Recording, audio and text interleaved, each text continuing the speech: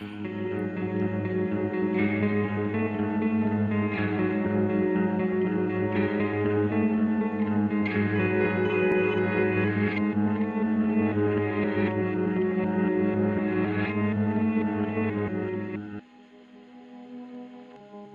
guys, welcome back to Spooky Tuesday, a weekly podcast where we're breaking down all of our favorite slashers, thrillers, monster movies, and black comedies on the new scariest day of the week. I'm Sydney Thompson. I'm Monica Height. And I'm Chelsea Duff. And what day is it, Monica? What It's my day? fucking birthday, bitch. Yeah. It's my birthday, and so it's cause for celebration. But just like any momentous occasion, it can be sometimes bittersweet because not only is it my birthday, 'tis also the final installment of Werewolf versus Vampire seasonal depression event. Oh my Really sad. God. Really sad. But also very happy because my seasonal depression is ending. So I'm feeling good. But also I'm going out with one last hurrah. So I'm feeling really low. I think We're that feeling a wave of emotion. I It's going think to that pass in 1 week. But through this process of Werewolf versus Vampire seasonal depression event, which I can now say with fangs and huge. Look at that wow. growth. Oh my I found that I God. actually do have seasonal depression. Oh, Because I have like been out in the sun and I'm like, oh my God, I feel really good. Oh I my feel really God. social. I'm Is making the world plans. better? I'm planning 3 separate parties right now. And I didn't do shit the last 3 months. So I think I actually was seasonally depressed. But I'm riding on the coattails of one of my favorite trash movies that I've been wanting to do on this movie podcast, and I didn't mess up actually because it's my birthday and I can't do anything wrong. That's so true. uh-huh. I've been wanting to do this ever since I saw it an unknowable amount of years ago, no more than 2 years ago, I'll tell you that. And the movie is from 2002. If you didn't know, this month was actually a theme month and it was Y2K month, and we didn't tell you. So just so you know, we're telling you Haha. Just so now you at the know, Stop at every the end. month very is a theme end of month the from month. this point forward. Yeah, yeah, Yes, yeah. We've You let, get you was better a get ready for theme. that. and it can be layered themes, It started who's last a month theme Yeah. within a theme within a theme. and it's gonna You keep thought going. that you were getting a break and you're just gonna have half of a month of a theme month. No, actually, it was Wrong. Y2K month the whole time. So I hope you really Uh-huh. enjoyed that time. I think that this is actually, though, finishing out Y2K month, as we've been calling it actually for 4 weeks. You just weren't As paying we've been saying the whole attention. time. Yeah, yeah, yeah, As yeah. we've This been entire saying the time. entire time, this might be one of the quintessential Y2K movies because it really captures a feeling. It really captures a time and place that I certainly did not experience in 2002 because I was a child and I was not cool at all. But boy, do I feel like I really live there now after watching Queen of the Damned, which is the movie for this Whoa. week. Whoa, very Oh my seamlessly done. Wow. Um, and I'm just gonna jump into the log line right now so I don't forget because I always do.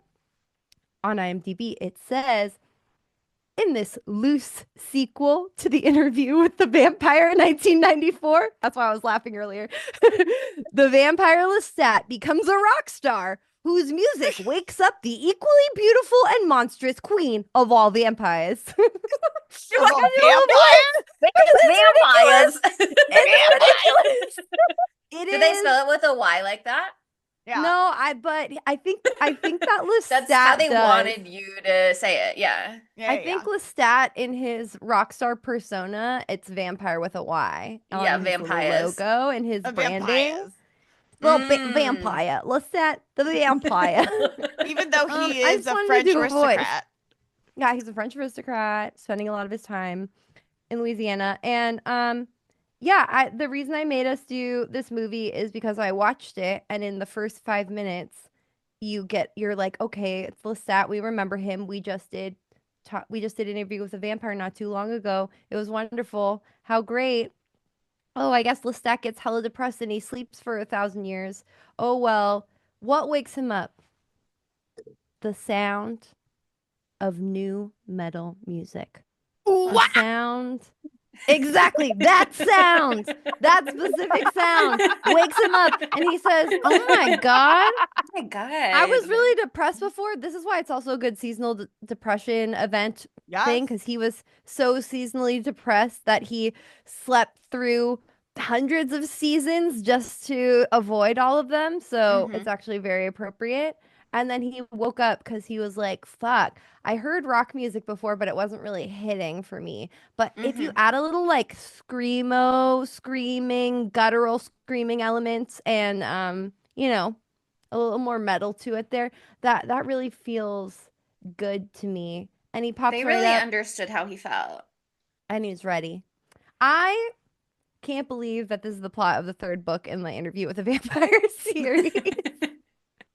Because we just covered Interview with the Vampire not too long ago. Like I just said, Yeah. does it give you the vibe that Lestat's going to become a pop star? Honestly, maybe, but or a rock star. But A like, Well, pop star. holy Okay, Justin shit! Bieber. I Okay, am a he's a pop star viewer now. of the Interview with the Vampire TV show. Same. Mm. And the season 3 promo is about like pop star Lestat, so I knew that this era was coming, and Mhm. I'm so excited for it in the TV Oh, it's show. gonna be. I bet it's gonna be so Um, good in the show. and I like follow some Interview with the Vampire TV people on Twitter who've also read the books, and so I see some of their discourse sometimes. And it does Ooh. seem that there's like some more nuance to it, perhaps in the show at least, because this movie doesn't really touch on, they don't mention Louis once. They just kind of like gloss over it. He But doesn't want to talk about his ex, okay? Yeah, And I they don't respect mention him him for at that. all. He just but got I out think of it's a like a like little 200 intertwined. year fucking coma of depression from it. Yeah. So, yeah. Yeah. He I needs don't a know if little people are space. extrapolating about the show or if they're speaking from their base of knowledge from reading the books, but I think it's both. They were saying like it's both that he's like, awoken from his slumber by rock music that speaks to his heart. And also it's like he's pulling focus away from Louis, who is also out there drawing vampire ire. And it's like, that's my boyfriend. And I No. Oh, don't want them to shit. go after him. So I'm going to be super hot, sexy, famous, talking about how I'm a vampire very publicly all of the time, doing interviews, using my thrall on the camera. You have to watch the promo. It's incredible. Dude. Ooh. Okay, well, I can imagine because this movie, at least the first 50, like 20 minutes of it are really incredible for me. I That's Hmm. what sold me on this. It just goes from zero to he's a rock star and he's really famous now and he's telling everyone that he's a vampire. And in 2002, if there was a rock star who looked like this man, who looked like Stuart Townsend, who plays Lestat and did everything he was doing, I think it would have fucking hit. Yeah, I Because think it would have worked. Oh did we yeah. not just talk at the last episode about how this was like weirdly a werewolf and vampire renaissance in Oh yeah. Y2K and there were so Hmm. many vampire movies? They were ready. The world was ready. Gen X would have ate this up. They would Yes, they would I'm have loved eating it it. up now. Hmm. Right? I'm eating it up now. And authentic new metal fans, at least one who has a blog, loved it. So Well, there the you guy go. who wrote all of the music was Jonathan Davis from Korn. Corn. Yeah. So So, it's The our lead singer. authentic thing. It's I'm easy. really upset that in this movie there should have been a uh Corn and Aaliyah like track oh, they should have together. done a But credit song. that was their plan, but Oh she died But she before they fucking could get died. yeah. She died Like that six was their months plan. after this movie wrapped. Six Yeah. months. She died before it came out. no. This was what? Was it her second movie or her third? I Second. know that She was the cast to second. be in one of the Matrix movies, and that would have Yes, been her Matrix third movie. Reloaded. Yeah, and she was also Yeah. supposed to be in a Sparkle remake too, opposite Oh. Whitney Houston. Damn, that would have Oh. been crazy. Yeah, that's why she got cast in this movie too, because she was on the set with Romeo for Romeo Must Die, which is her other Yeah. movie, and apparently she's incredible in that. I have not seen it. Um, and they're going around trying to get they had a rough time with casting this.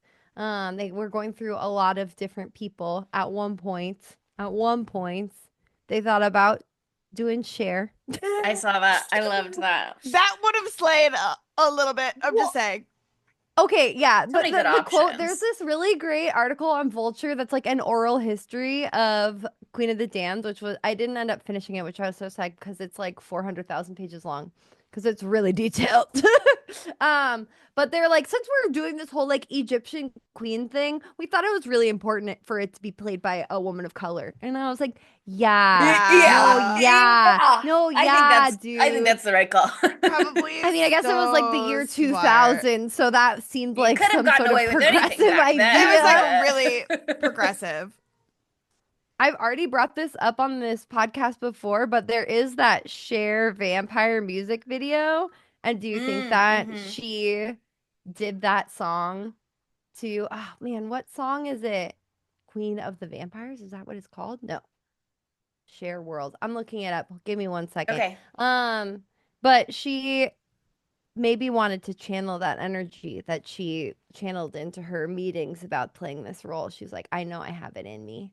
And so maybe I can put it out in this fucking song. Also, by the way, the song's really good if I can find it. It might be called Lovers Forever. Dress to Kill. If I just put it in YouTube, it tells you immediately, but Google gives me nothing. Google gives me nothing. Google's Okay, the song useless fucking now. slaps. I will put it in. Yeah, because the AI thing, they don't know what I actually Mhm. want. They don't understand. It's a gorgeous video, and she's a queen. And it's like a disco song. So it's Oh, incredible. But I'm glad I she wish had I her could moment to do remember. that. I wish it could have been in a feature film, but it couldn't have been Queen of the Damned, unfortunately. This is But Aaliyah's role.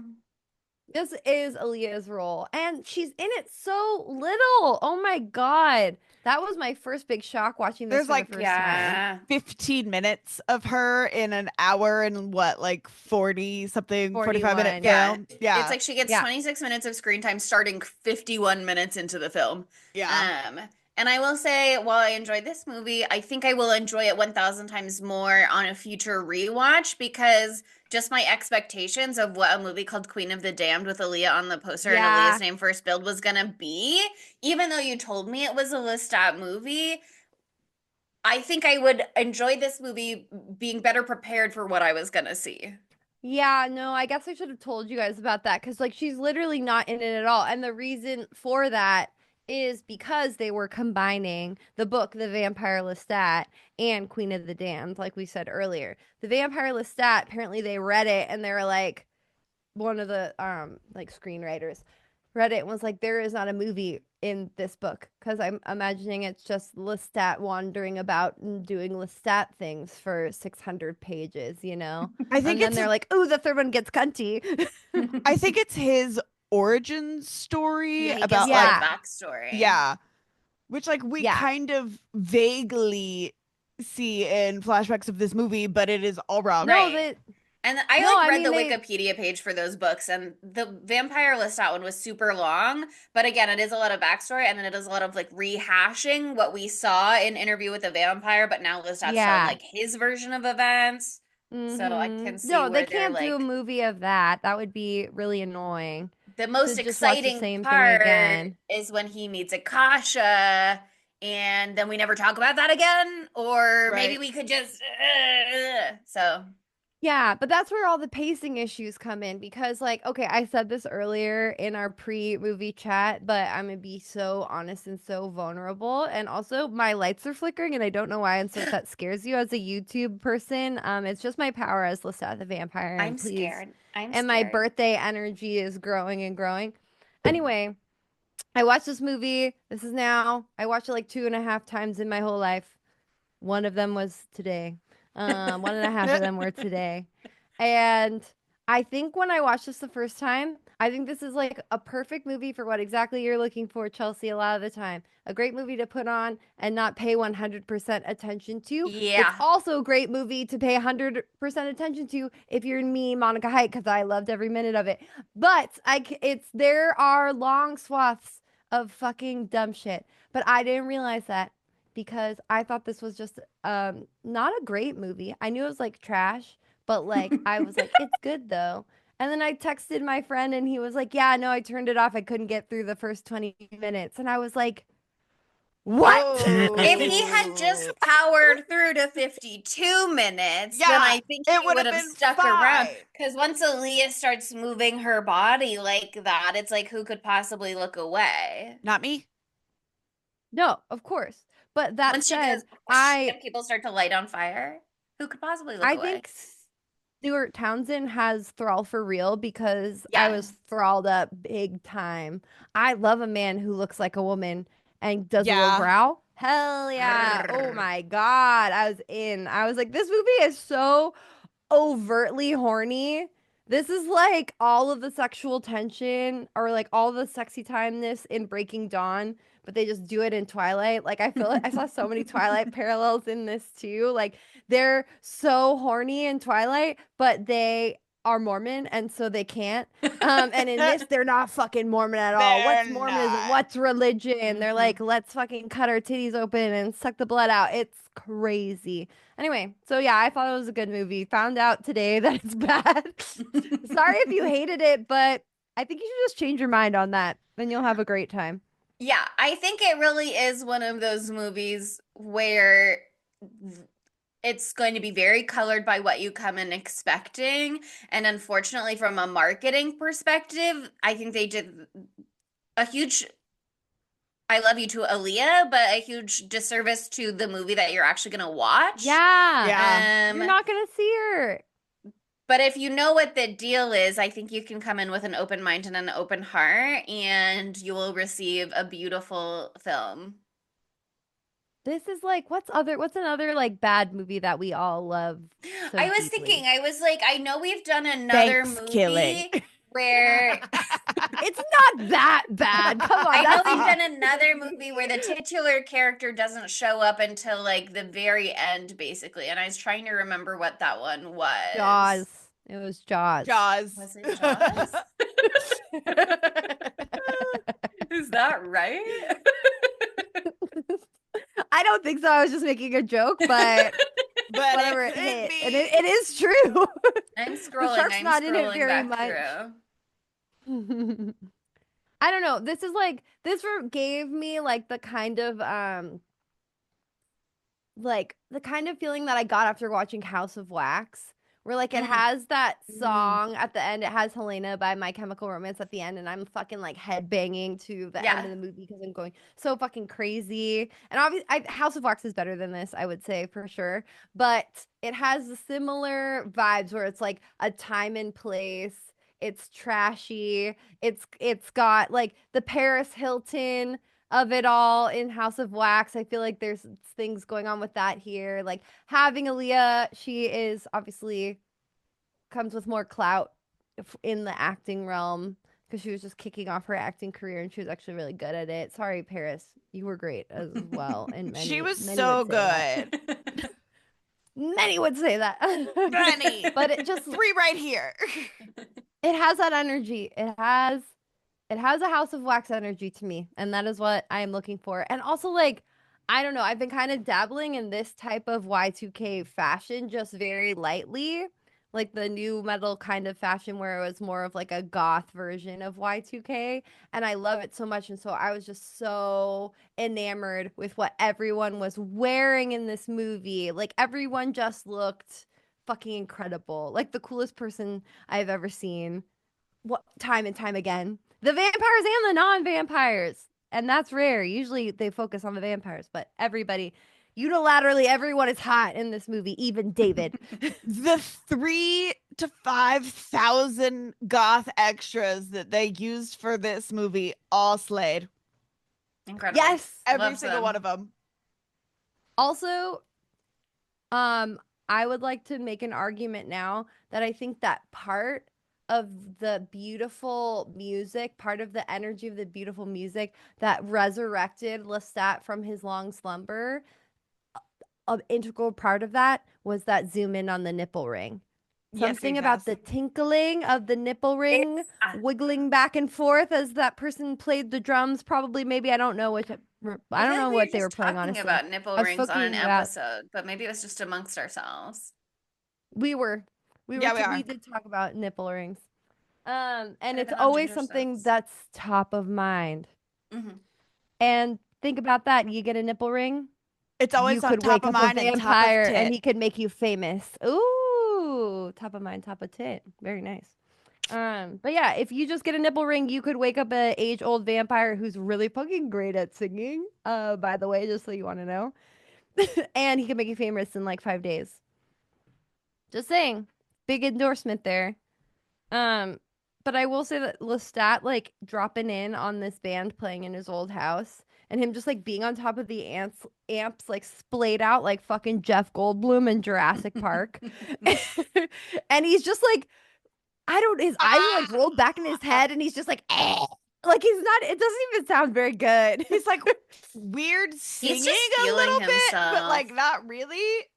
He's Everyone's 100% like, just "Oh my feeling himself. god, that guy's really good."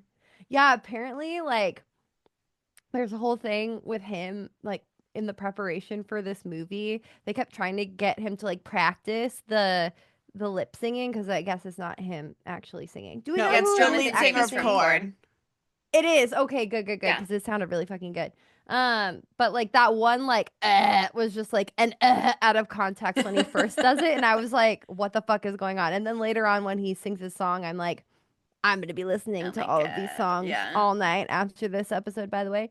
But he was like in the practices, Stuart Townsend was like not doing it. He wasn't lip singing, all this stuff, and everyone was like starting to fucking hate him. At Hey, least this guy named girl. Gibbs. Gibbs was starting to We're hate getting him. He was like, I really worried. started to fucking hate this guy. Um, like quote, I was starting to really hate Stuart Townsend. And then this is a quote from Gibbs. I will find out what his first name is in a second. He said the first day of shooting the concert scene, Stuart's just kind of standing there, hanging on the mic. We don't know what's going to happen. And suddenly the vocals kick in and he starts doing it, and fuck me if it wasn't Mick Jagger, David Bowie, and Lil Richard all rolled into one. He fucking killed it, and he had all the rock star moves down, and it was actually very smart of him to surprise everybody. So he like kept his cuntiness to himself, and then he Yeah. unleashed it, and he got an authentic, thralled reaction from even the cast and crew. Well, Ooh. one thing I read on IMDb trivia too is that like the concert scene in Desert Valley or Death Valley, they filmed that enough takes that the extras that the 3 to 5 thousand Goths that they bust in, they all just started learning the songs by virtue of like doing the takes, and then they started like organically, naturally, just like singing along like they were at a real concert. They were just like fucking vibing. Yeah. Yeah, And the the director music was in like, this are okay, so good. Slay, I love. Thank you guys for just like coming together and like making this happen on your own in a way that was just so natural and believable. Oh my god. I really want to read not Vampire Lestat, to be honest with you. Maybe, Just actually, skip okay, it. maybe because I'm interested in Marius and Lestat's relationship. In the books, it's two different guys. Marius and Magnus is Lestat's creator. Yeah. And so I mean, I read on Oh, IMDb that Anne Rice famously hates this movie because she feels they oh, Yes. completely she fucking hit mangled her books. But so she did bad. really like They Stuart did. Townsend as Lestat, so she was like, Yes. he's a slay. Everything else flop. Although I have to assume she also loved Aaliyah because who could not? But Well, she like specifically hates this like movie because the Warner Brothers just did it as a direct fuck you to her because she kept being mm, like she kept like giving them like we can do this, we can do this, and they kept being like no, no, no, and then their yeah, their timeline, rights were about to expire. and so it would have gone back to her, and other studios were like, if you can get your Ready to rights back, bid. we want to do it. And they were like, nope, we're gonna do something and we're gonna do it how we want to do it. And then they made this with no budget. So they're going like this, Dude. and she's going like this, Yeah. and yeah. Everybody's Seriously. just flipping everybody off. She said, quote, they mutilated her work, but then she said that he was absolutely charming, Stuart Townsend was, and he had Lestat's excellent speaking voice and his feline grace. I just wanted to say that because Well, 'cause it's very it's appropriate. what Right. Lestat de Lioncourt is Yes. his like Yeah. full name. So the feline grace, I Mm-hmm. totally get. Mm-hmm. Yeah. Let's see. Who is one of the writers here? Michael Reimer was the director. It wasn't the writer. I'm sorry. He did go meet with Anne Rice though. And there was just this little anecdote about that I thought was so fucking funny. He went down to go meet with her in NOLA and he talked to her on the phone and she said, quote, "This weekend is the 6th annual Vampire Ball and you must come. I'm releasing a new book and I'll be signing autographs in a coffin." My Oh, queen. I love it. I mean, apparently this rhymer now, a quote from him: "I knock on the door and a pretty young man answers wearing a frilly shirt and a waistcoat and angel's wings, who turned out to be Anne's son, Chris Rice.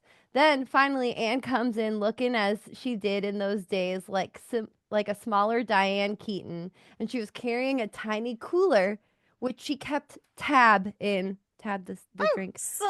slay. I Wait, loved wait, wait, Tab. wait, wait, wait, wait. She only drank Tab. She was quite open and just excited about it. But anyway, she only drank Tab. She literally only drank Wow. Tab. Like I my just love, aunt back in the day.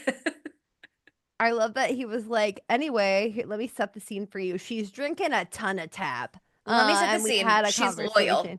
She likes She Tab and loves only Tab. Tab. She It's a good loves soda. Tab. She hates what we did with the movie. To be so clear, let me just set the stakes here. Mm-hmm. Mm-hmm. Loves Tab, hates me probably now. Uh, yeah, but she is such a fucking queen. She's such a fucking queen. Too bad that this happened to her. But yeah, I mean, what are you gonna do when the third book is so cunty and the second book is not movieable? You know, they could have done a Mm-hmm. better job for sure. It definitely, this movie's only an hour and 41 minutes, and it does feel longer than that. I'll give it that. Even in my altered state of loving it despite its flaws, I can see that it drags. But I liked the flashback parts too. And I was very intrigued by this like secret society that keeps tabs on the paranormals or whatever, The telemas Telemasca. the telemasca. Yeah, I was interested in that. But we barely get anything with that.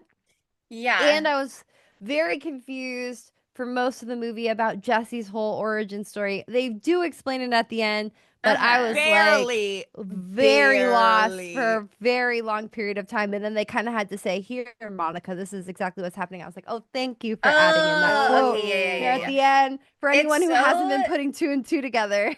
it's so interesting the way that this movie is a sequel to Interview with the Vampire because I mean they wanted Tom Cruise to come back, but Tom Cruise did not want to do that. Um, No. but there really are so few links that make it clear that this movie has anything whatsoever to do with that movie and it's not just like a separate new adaptation the way that there are like 1 billion Spider-Man movies, you know what I mean? But one thing that I think is evident is that vampires come into contact with a child that they're caring for and they go, "What is this child like? 1 million porcelain dolls?" I don't Yep. like the best I can come up with. So you see Claudia in Interview with the Vampire getting 1 bazillion dolls, and then you see little Jesse's bedroom, and she's just got like a million little dolls in there, and Well, that's the only thing they know how to do. uh, I do know that like in the book, Jesse's like a little bit more fleshed out and they explain to her. And Okay. one of her things that she can do is she talks to the ghost of Claudia. Yeah, like in the book. Okay, that's crazy because watching this movie, I truly was like, is Jessie made up? Like, what is this character? And then I went on Wikipedia and I was like, okay, so she's real, but like, what's her deal? Like, So Jesse could talk to the ghost of Claudia? Jessie had like witch. She was like kind of like a witch a little bit. She had like powers and stuff like that in the books. Oh, And so it's she like not related barely to. no, she like barely interacts with Lestat at all.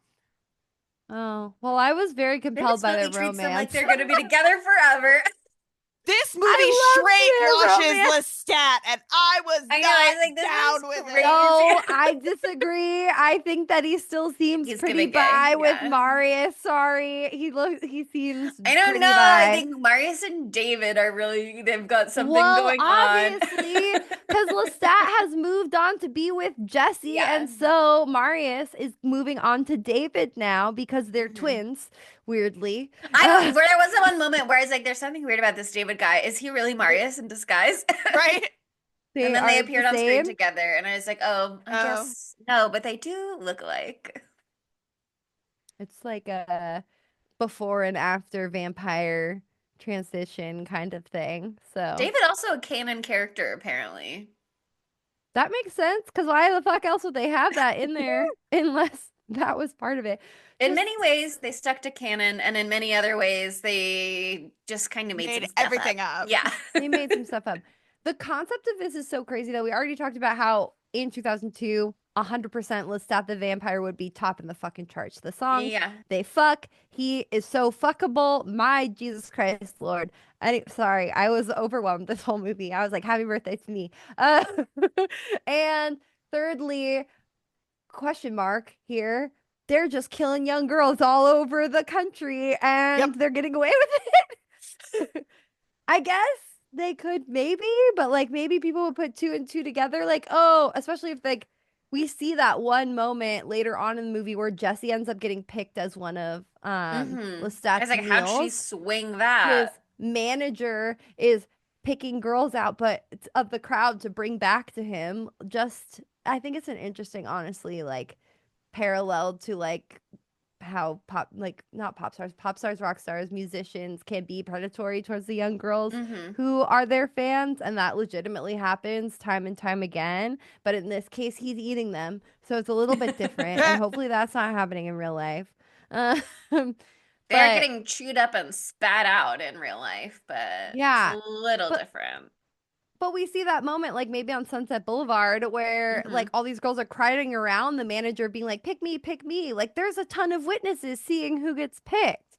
So if that's happening every time, I don't Yeah. know how they're getting around it, but I guess the But thrall gets you through a yeah. lot. Right? And it's also Who's to it's say? 2002, so it's not like they're being filmed on cell phones to be recorded later. It's True. like, are you There's no really going to social be able to media. accurately describe this girl in a way that it will be able to identify her? You know what I mean? It's not like they're like taking down names necessarily. And these Yeah, are yeah. girls who are maybe like traveling all over the country to like follow their favorite rock band. And also, I don't know how often this is really happening in the sense that this seemingly existed. I wasn't super familiar with the music industry back in 2002, but this is their one and only concert. So it's not like this was an era where they were touring all of the time and women were consistently going Oh, missing in cities as they moved across America. It's like he was doing his own thing in New Orleans, presumably.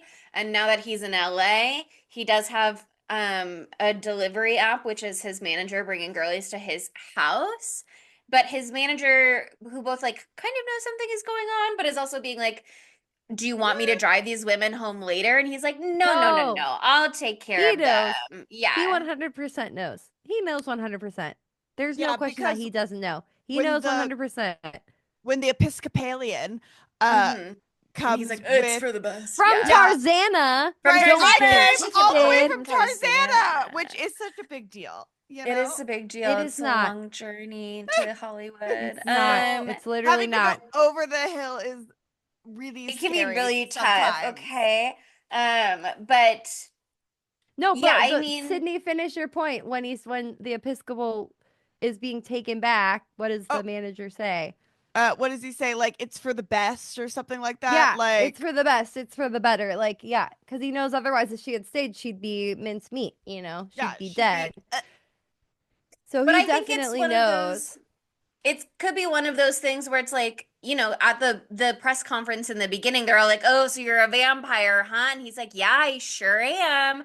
Where they're all kind of just like, "This is a gimmick." So I yeah, can they imagine don't even believe if there him. are news reports of girls going missing after being brought Yeah, back to Lestat's home, it's like, "Oh, this is just his thing that he's doing." Like, "Oh, they're really committing to this vampire thing."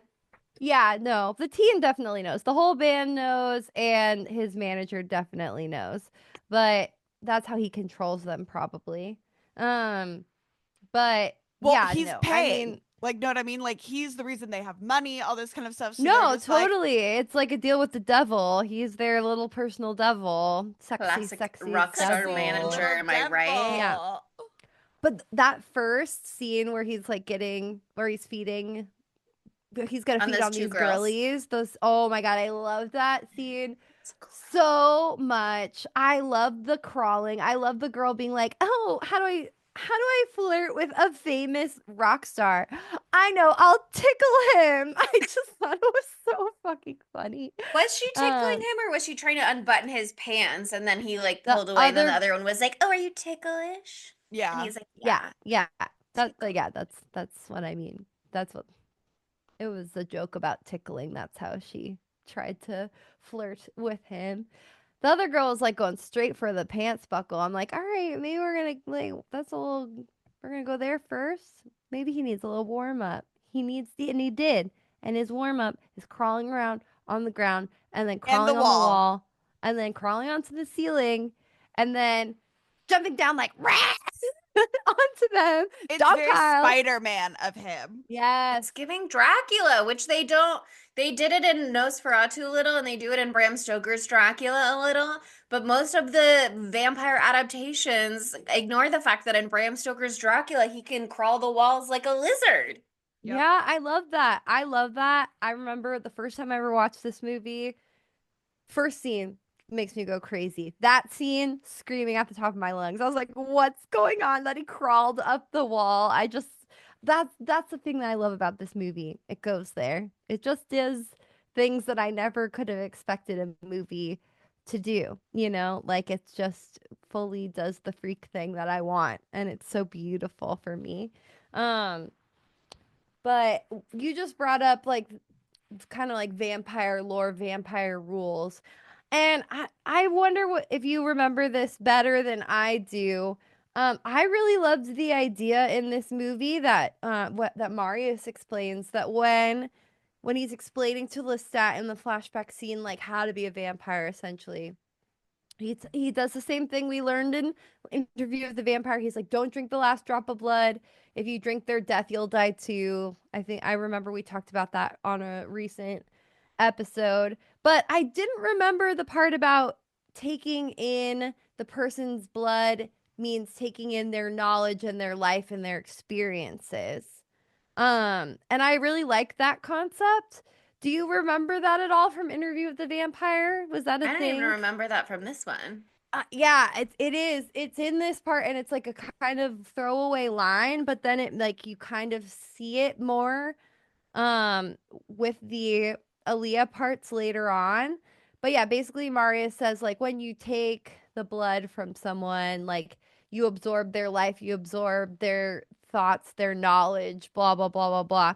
And it really reminded me of Siler from Heroes, if you guys watched that Mm. show.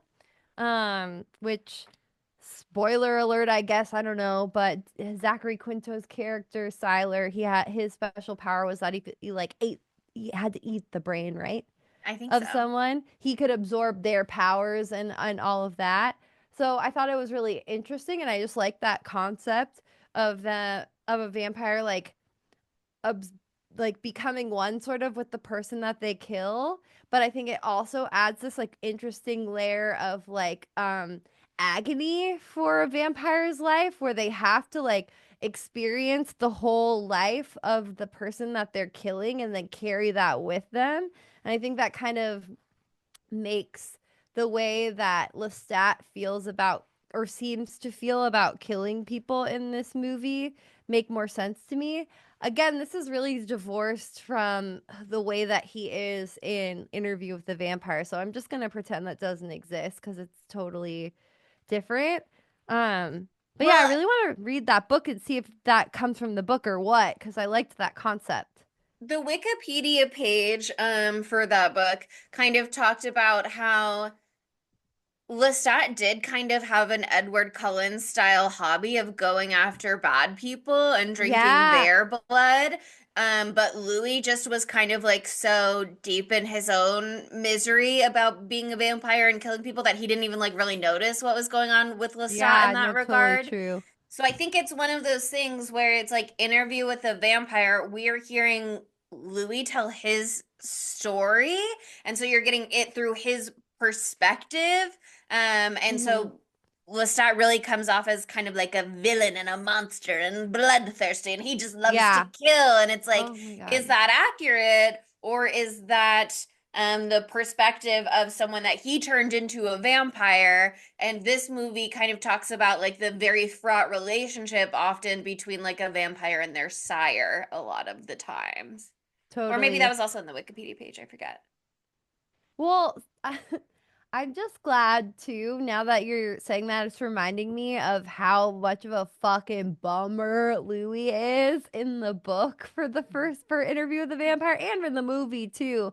Like it's just so hard to be in the perspective of someone who's a vampire who fucking hates every single thing about it. Like I said on that episode, just like reading fucking Midnight Sun, the Edward Cullen perspective book, it's fucking it's a tragedy. It's I hard to loved read. that book.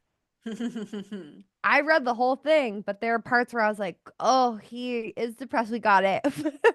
I understand. It's like the fifth Harry Potter book. It's brutal.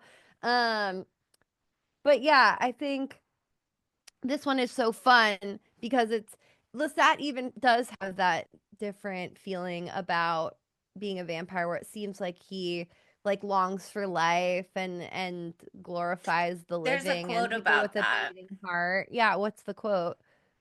The faces of my victims haunted me, reminding me of my fate for nights and days I played. He's talking about the violin at that point, I think, or music maybe.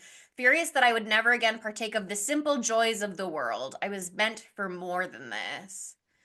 So Yeah. we see that with like the violin player too, where he's really just like, Hmm. I want to be hanging out with people. I want to be Yeah, having a he's good a social time. butterfly. And you're telling me Hmm. I can never do that without having to kill those bitches afterwards. And now, based on what Monica was saying, like revisit Then the horror of feel having that. to do that by Yeah. like, yeah, witnessing their whole life. And now that's inside of me forever.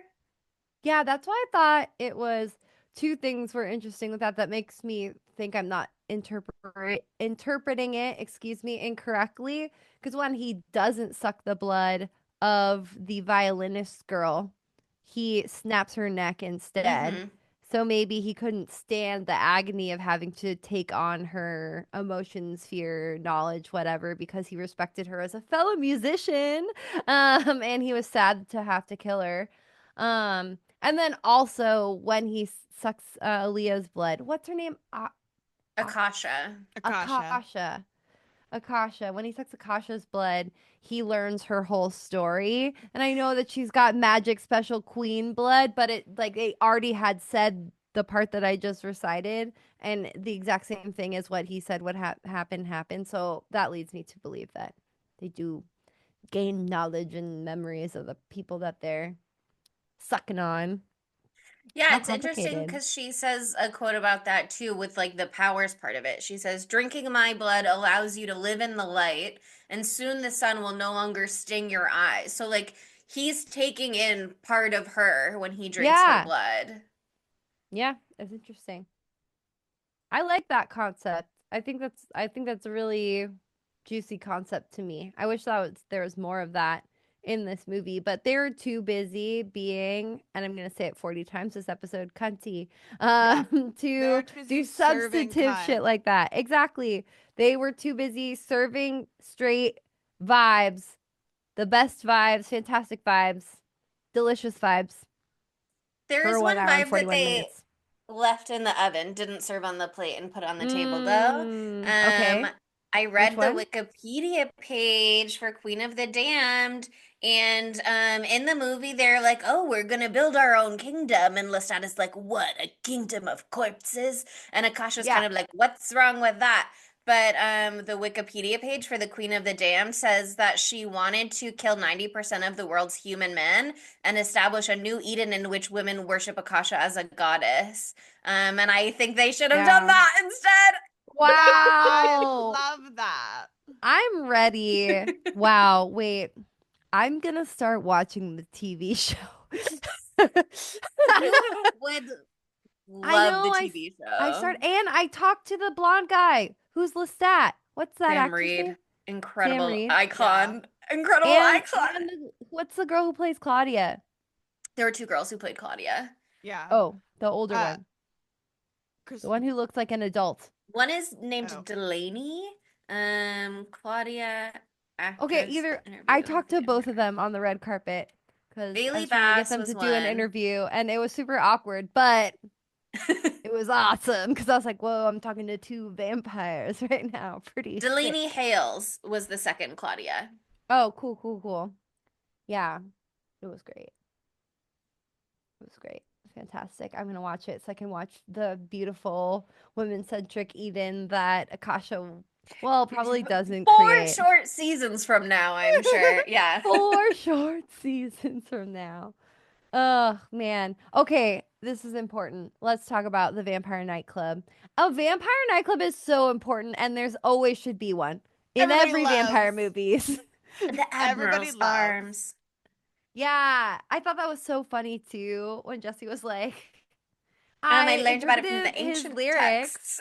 and I Yeah. remembered this map I saw. She's got a Sounded beautiful really mind. She's got magic familiar. witch powers.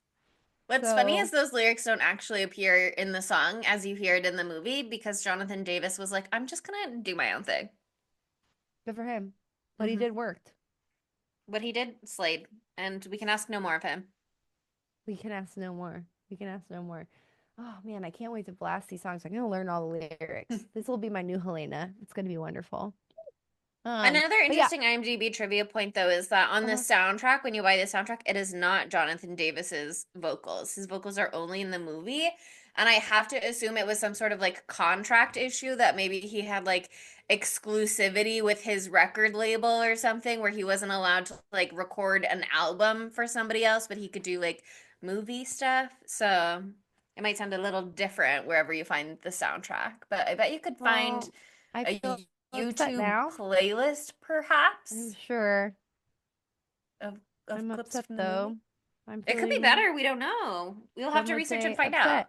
Ah, it's not gonna be better than the lead singer of Korn singing it. What the fuck are you saying? He's Who still the fuck playing did they get instruments on there. instead? Okay, yeah, but I'm looking for his cunty voice. Okay, I love it. See, I'm gonna say it It's 20 more times. Now, performed. cunty is my only word that I can say. Yeah, the 5 songs written by Jonathan Davis and Richard Gibbs for the movie were performed on the album by Marilyn Manson, Chester Bennington of Linkin Park, David Okay, Dryman of well, that's Disturbed, Wayne actually Static of really Static cool. X, and Jay Gordon of And I Orgy. take back So, everything I yeah. said. I take back. That's all really cool. Except Marilyn Manson. Fuck that guy. Yeah, fuck that guy. Yeah. Yeah. But he But was of the I'm a time, big you Linkin know? Park. Yeah. Yeah. No. I Makes mean, perfect sense that they I would haven't go to listened to a him. lot of Right? Marilyn Manson songs, but I have listened to some, and I never I've thought heard the Reliant he's K got a bad song, voice. Marilyn Manson ate my girlfriend. Oh, Scary.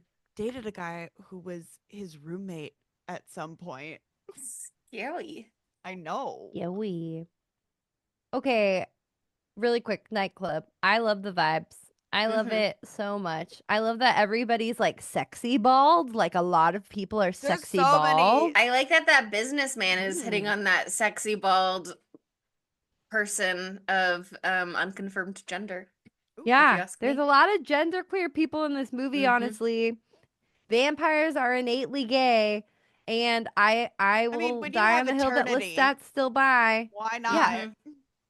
But these folks were looking extra fucking queer. It was wild in there. The two bald people paired off was giving, I hate to say it, double toil and trouble, where those two bald people are adopting their gremlin baby. Oh. Bringing it back. Bringing it back. So it's Bringing it relevant. Oh my god. I am obsessed though. I can't believe the Jesse Lestat romance isn't canon because I was so into it when he like saves her and he's like boo. And then later on she's like boo and he's like boo back. I was like Boo back. Stop. Boo Ooh, back. I Oh my love God. that. I thought that was So cute. I think that there are a lot of very funny moments in this movie too. I'm skipping ahead, but I'll forget it later. When Marius and Lestat are chatting later on, when he like creepy shows up in Lestat's place in Hollywood, and he's like, "I slept through rock and roll." He was like, "Yeah, I slept through the whole '50s," and he's like, "I didn't miss much," and he was like, "I guess I missed Elvis," and he was like, "Oh, not that big of a deal." The little Elvis joke was so stupid. Right? Like, how Um, did you survive the 50s with red velvet? I loved the red velvet. They're like Like, so that was, dragging each other's sartorial choices because because he's they're like, flirting. I they were had to look for the queening most at gauche house on the block. Like, yeah, okay, get his ass. They are go. flirting. And then they immediately go and hang out on a giant billboard of his dick.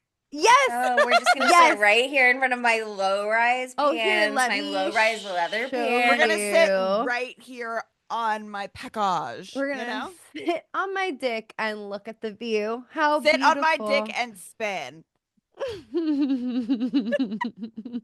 This is a little reference to a scene from the Banger Sisters, which we're gonna do for Fifth Tuesday at one point in the indeterminate future. Okay. Oh, I thought you were telling a story. Anyway. No, that's it. That's Okay. it. But yeah, I think that Jesse and Lisette have such great chemistry, and I just love how she was like, I don't even know, she got enthralled from afar, I guess. She was just like, I have this weird connection to vampires in my family, I think, maybe. I don't even know if she's put that together. And she's like obsessed with Lestat, and she's like, come hell or high water, I will find this man. And then she's like, guess I should be a vampire right now. Like, she's not thinking these things through at She all. goes really quickly to this is my research for my thesis project at Talamasca Paranormal School in London to what if we were together as vampires forever? That'd be crazy. Yeah, it's not a good like developed female character. I'll say that. How about that? It's actually a terrible one. She just goes from having a career and caring about her future to throwing it all away to have eternity with a hottie. But let me say that because of the way I feel about Lestat in this movie, I didn't bat an eye. I was like, that is how I would act as well. When Sometimes you got to he put your hair in space buns and leave it on the dance floor. Agreed. when he accosts her outside after he fights off those vampires and then he like takes her hand and presses her thumb against something sharp and then sucks on her thumb. Oh, Wow. that was hot. And I Yeah, have in my Sydney, I notes, know I you don't and remember Taylor what she didn't was like this that doing. much, but I was like, all the sex parts are Sydney coded. I never said that I didn't like this. Taylor thought it was dumb. Okay, well, I was That's having a a good Taylor time. problem. Taylor was That's a saying a Taylor lot problem. of shit at the beginning. Again, that's a Taylor problem. Don't lump me into those. Okay, cool. I wasn't sure. I didn't want to assume you liked it, but I was like, there's so much Sydney stuff in here. But Jesse at that point, I don't remember what she was saying, but I have in my notes, you're bold, Jesse. You're bold and witty because like she's holding her own against Oh Lestat. yeah. Well, Yes. she's saying that thing like about like they're riffing about like being alive or like saving lives, and she's like, I guess I'm a little bit ahead of you in that point because like she's still alive Oh and he's dead, I yeah. guess. So that was something cunty that she said. That was a bad paraphrase, but You that's did actually have one up on him. yeah. So she's brave and bold. She was brave and bold in the club when she's surrounded by vampires, and she's like, actually, my partner is a Actually. Marius, and he's an ancient one, and you better not even fuck with him. My Right? partner, Marius, the inventor of toaster strudel, wouldn't be too happy to hear about this. My partner, Marius, the inventor of Lestat, Yeah. of Rockstar Lestat. Oh my Wouldn't be too happy God. to hear about this. Yeah. I so Also, here. again, she's just bold again for being a human and walking into a vampire club. Yeah. And then David she's told her bold not to go again. back.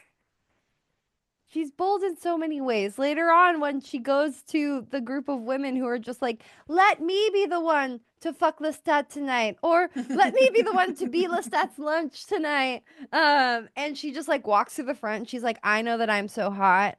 I'm gonna get picked. Is actually like not totally dissimilar from part of the way that she got cast in this movie, which I Oh. thought was so funny. Let me see if I can find it. Hold on. Just a quick aside while you're looking, the Yeah. man who accosts her in that scene, the scalper, that's Jonathan Davis from Korn. He did a little Oh my cameo. God.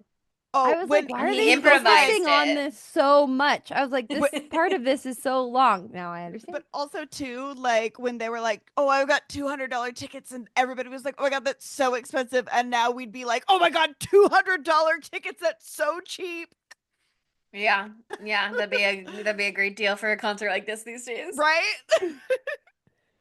And he'll bring it Okay. down to 150 just for her. uh, So Jessie is played by Marguerite Moreau, and that's such a slay name, by the way.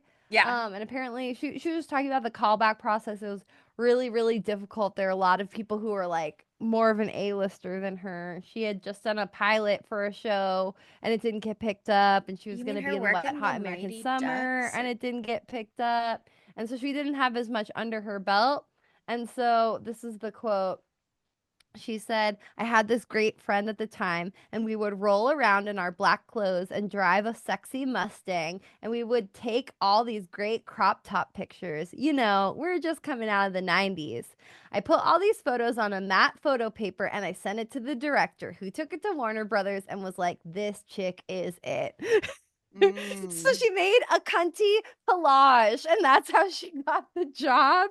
And that's the kind of confidence she brought to being picked to be Lestat's lunch that night.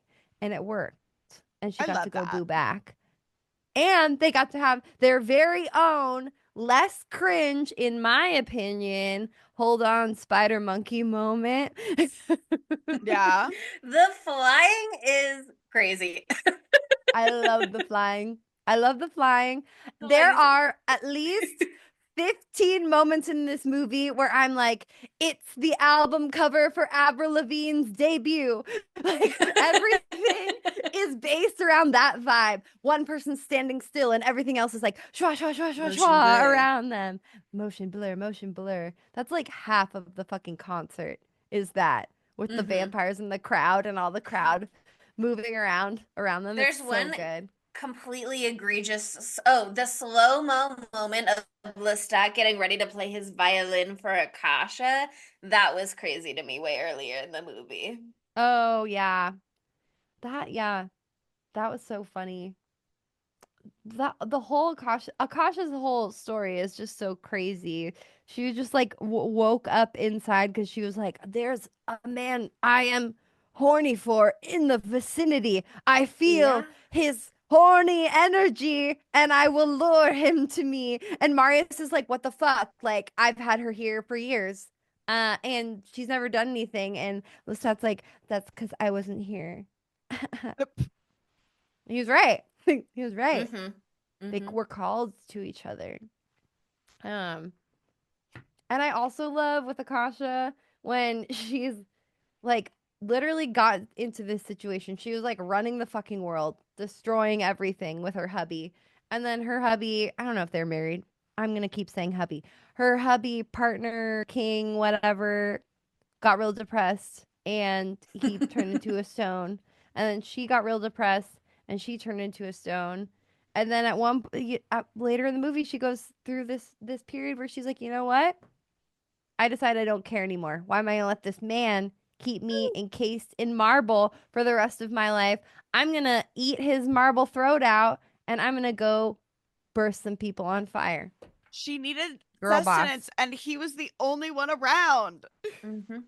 She was like, "Wait, I'm actually mad at you because I've been sitting entombed for millennia, and it was because I was sad about you." She didn't need him. She was She just didn't need him. She bored just with eat him. him. Mm-hmm. Mm-hmm. So every moment with Aaliyah in this film is the greatest moment of my life. The way that she moves in this outfit, the way that she wears the Her contacts, body. It's The crazy. way that every it's like the way that she is so physically like the way that like her physicality just like demands attention and like just immediately draws you in, and you're like anything for you, quite It's like a frankly. Like snake. She is like Yeah, it's everybody interesting. knows she is other. One, look at what she's wearing. Mm-hmm. Her Doesn't outfits are match the such a style, sleigh. the new metal style of the rest of the Her outfits goth are new metal such a style. sleigh. Uh-huh. Playing harder than anybody else. I want to Those know, did jewels. she bring like a trunk or something with her because she could do an outfit change? She's been like frozen Yeah. forever. Like, where'd she get the second outfit? Where'd it come from? Well, there was a I think bunch of she's a like queen of jewels and shit around DIY. her. There was a bunch of like, because when Marius left, like there was all that stuff in that room and he took all of it. I was like, a little bit dramatic. You moved like two 500 He left like pound one marble smashed statues. vase. Yeah. Yeah. So I think that she had some jewels or whatever. Mm. Speaking of Twilight references, the Please fact that they were speak Marvel on it. obviously is one of them. But the fact that that Lestat came back and everything was just gone is very Edward breaking into Bella's house and stealing all of the evidence when they Yeah. left. Wow. And the There's fact that a Akasha turned to Marvel because possibility. she was sad that she couldn't be with her partner is also very Bella in her depressive state. Mm-hmm. November, December, January. Oh no, October, November, December, January. Do you feel the seasonal depression? Wow, very timely for you to bring that up because it was the kickoff of Mm-hmm. Werewolf versus It all Vampire seasonal goes back depression to event, and this is the Twilight. finale. The finale. Um, One part of this movie that was not believable, weirdly, other part was super believable, and I thought it was true. Um, but when Jessie goes to the concert with like 30,000 people, and she's all the way in the back, and she somehow gets to the She's fucking pushing barrier, Lestat. Yeah, just pushing her she's way literally through. whispering. As someone who goes to festivals a lot, if you want to get barrier, you have to get there at opening and sprint full force towards the stage that you want, and you have to stay there all day. Even if someone you And hate is playing, you can't ever give up that spot, and you wait all day till the headliner comes on. and you've got to fucking fight for that spot too. Because as Uh-huh. And I somebody, assume you have to wear Elbows diaper. out the You whole cannot go to the time. bathroom. no, and as somebody who has at barrier been, I got my knee dislocated by Ugh. two guys that did not like my position there, and then I got I trampled forgot about on. this. I forgot about this. So like I'm an out Perfect. No. I'm in the back outskirts girly now. And you can see even her, like she's going with the flow of the crowd at one point. She was That unprepared. crowd crush. Yeah, she Yeah. had no idea what she was doing. She was not prepared for 3 to 5,000 goths, okay? No. She totally was not prepared. And those 3 to 5,000 Goths, they looked absolutely incredible. I just loved everything about the concert. My third moment of screaming at the top of my lungs, besides when Aaliyah burns everyone on fire, by the way. Just want to give a little shout to the other fight in the nightclub because that was incredible. Especially when she played that guy and he really thought he was gonna get it with Aaliyah, and then Yeah. she burst him in. She ripped out his still beating heart and bit Yep, into and his ate it. heart and then crunched it and it turned to stone, threw it on the ground. Incredible. And It I also obviously really went like hard, but I did think she was yanking his dick off at first, and then I was a little disappointed when that didn't oh happen. yeah, no, that would also would have been Next cool. time, And the Akasha. X-rated cut. Yeah. I'm Uh sure she's done that to someone. one of the things about the concert, I loved the concert thing, but there was like a couple things that kind of annoyed me. One, they only did 1.5 songs. Two, Well, hold on. It makes no sense for all of the vampires who were annoyed that he was like exposing all his vampire things to then like launch themselves after 1.5 songs and like expose themselves, because in the book they like attack him after the show. that's not very cinematic, is it, Sydney? They're like, it's a it's gonna be movie. written off as his gimmick again. He's gonna get away with it, With so let's it. at least slaughter him on stage. I wanted bet. more concert. And then I They need didn't a have the full budget for 45 it in this minute movie. set. yeah. I'm I don't dead. care That if was the the movie's funniest two thing and a half ever. hours long. They only played 1.5 songs. Well, then that's because he was attacked after Yeah, but that. I But I thought get the what you're attack saying. was That bad. was unrealistic. They should have played the full set, and then they can go backstage and do their attack.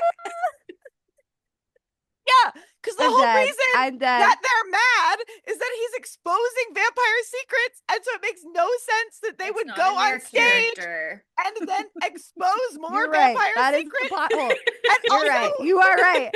You are right. why are they using knives? Let it be cunty, okay? It doesn't have to make sense.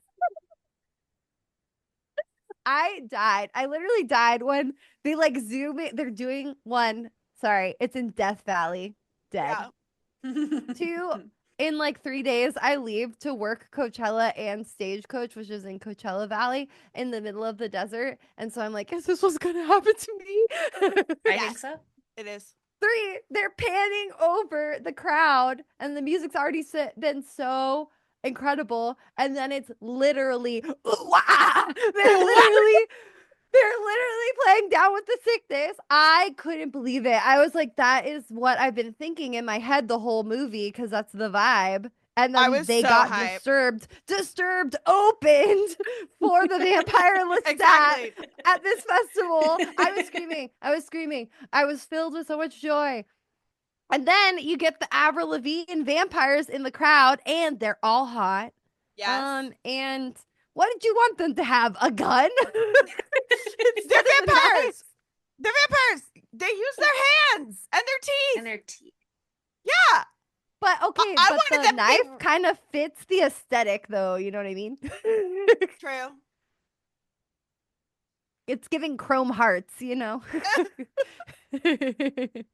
I Chrome thought Hearts just the too. whole concert and all the pop star stuff. We were talking about pop star horror on one of our trailer reviews recently, where we were when we did Borderline. Yeah, we were doing Borderline, yeah. Back in end of February, I think. And I was so glad to see this and see it add to the pop star horror genre.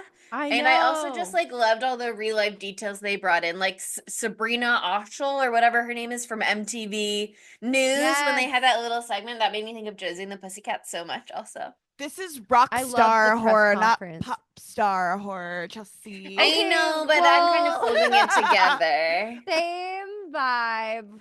I am mad that we did this now, even though you never would have let me do this any other time unless it was a time when I get to choose no matter what. So I'm glad it's happening at all. But this would have gone really well if we ever did a pop star horror month, which we were talking about, and we're not sure if we have quite enough movies for it yet. We'll see what Pop the rest star of the year horror holds. 2 weeks, maybe. Pop star horror 2 weeks is certainly doable. And Exactly. I demand we do it. Actually. Trap? Trap and Smile too? Smile too. Yeah. That'd be a great lineup. Anyway, we're revealing industry secrets now, just like Lestat was. So it's actually thematic. Mhm. I love that the whole plot of this movie is Lestat's just revealing industry secrets, and the industry happens to be vampires, and he's getting caught up with that. I thought the fight was sick. I Yeah. love that he's so fucking good at fighting everyone, and then we find out later that Akasha is like, no, I was doing that for you, and you're not as Yeah. good as you thought you were. And she She's like, rouses him for sit his down. ego. Sit down. It's I so love that cute she's- that you thought that was all you. It really is cute to me. It's what woke me up from my slumber, but I want you to know it was me. I like that about I you, but want you him are to wrong, know it to was be me. so clear. Your ego is really, really cute, and I do love it, but it is not warranted. Yeah. I love that she literally burst through the stage. Iconic. What an intro. We love pyrotechnics at a concert, especially a new metal concert in Death Valley. It really calls for it. And I think the addition of the vampires when she burns them alive from the inside out, that they turn into like a weird glowy husk that flies up into the sky Mhm. like a paper lantern. I think that's very romantic. It kind of makes me think of the burning babies from Silent Hill, just a A little little bit. bit. Oh, it was reminding me. I just watched Invasion of the Body Snatchers, so it was reminding Ooh. me of the husks that everybody turns into after they get all their juices sucked out of them. Yep. Mm-hmm. Mm, Oh man, juices. that movie really fucks me up. It's so good. Um, but yeah, I that this is where things fell apart for me a little bit too, because I got really fucking confused because I did not understand how anything with Jesse was happening, and they Yeah. kept panning. This is where I really think there was, and maybe you guys understood it more than me, in which case, step right in and tell me what I didn't get. But Okay. like they kept panning to these vampires that weren't the hooded ones that were doing the fucking Avril Lavigne album cover the Yeah. whole concert. They're all in like ornate clothing, standing in a line off to the side. And then at one point, one of them pops up right next to Jesse, and And they're then like, it Jesse. cuts Jesse, and then it like cuts to the business with Lestat and Akasha, and we'll talk about that in a second. But then later on, when Jesse comes back into the place, she just like wakes up in this giant mansion in the Okay, Mojave Desert, and I was like, "What the fuck is going on?" so the blonde one with like curly hair, that Mm-hmm. is Armand, who was Antonio Banderas in the original movie. I don't know how I Like, feel about that being Armand. yeah, like it's like their names are Armand, Pandora, another one, like their main The blonde long characters, hair. like the girl's named Pandora, It the blonde man is Armand. Okay, sorry. I don't care that that's Armand. If that ain't a genderqueer vampire, I ain't never seen a genderqueer vampire. I was like, representation! I loved it. Um, I also did not know or understand who those people were at first, but that is Aunt Maharet or Yes. Maharet. They kind I of figured do the it out silent after that, but I age. was like, was I Yeah. supposed to know at the concert what the fuck was going on? You're just supposed to I be don't, mysterious. yeah, Well, I don't know if you're meant to recognize them, but I also found it confusing because I was like, what a diverse crew of vampires. And then I was like, oh, maybe it's the Talamasca when they like called out to her and we're like, mm, Jesse, over here, or whatever they said. Yeah, because And then David once was they were there. back at the mansion with all of the dolls from her childhood, I was like, oh, these are the vampire crew who raised her. And then I was confused about that too, because I was like, what are they saying? And but what they were saying, the reason that they raised her is because Maharet had a child before she was turned, question mark, is that right? yes. And that child was a human. And so there is an entire bloodline that is her bloodline that is human. And so she protects that bloodline no matter what. And so Jessie was what is like her great great great great granddaughter or something like that, and her both her parents were killed, so she stepped in to mother her while she was an But orphan. only for a Um, little bit, which I didn't really get. But I was also like, this is not Jesse's story. Well, but it a little bit is well, Jesse's story. It she makes didn't no want her sense. to be like a part of. She wants her to stay human. I think that was a big part is Yeah. that they like love humans and are trying to protect them in whatever way they can, not completely because they're still eating them, I would assume. It's such Um, an interesting dialogue between immortality and humanity in this movie that they yeah, really do get into with like, oh, to be a vampire is to be alone forever and only ever by yourself in the darkness and the shadows and to never be yeah. seen by anyone or see anyone ever again. And then when Jesse comes to him and is like, make me a vampire, he's like, oh, you really want that? And she like literally does the cut on her boob to be like, yes, take me, King. And he's like, all right, bet. Like, let's go to the park. I'm going to chase off this other vampire and kill the intended victim. And I'm going to show you what life as a vampire is actually going to look like. And you tell me again if you really want that and if you really think you can stomach that. And he didn't mention Louis at all in this movie, but to me, that was part of that narrative is like he learned from Louis and how unbearable Louis found it all, where he was like, I'm not doing that again. Yeah, no, there's a lot of really interesting, deeper stuff in this, but it's just not fleshed out enough for it to You need really so much shine. context from the larger franchise outside of the movie.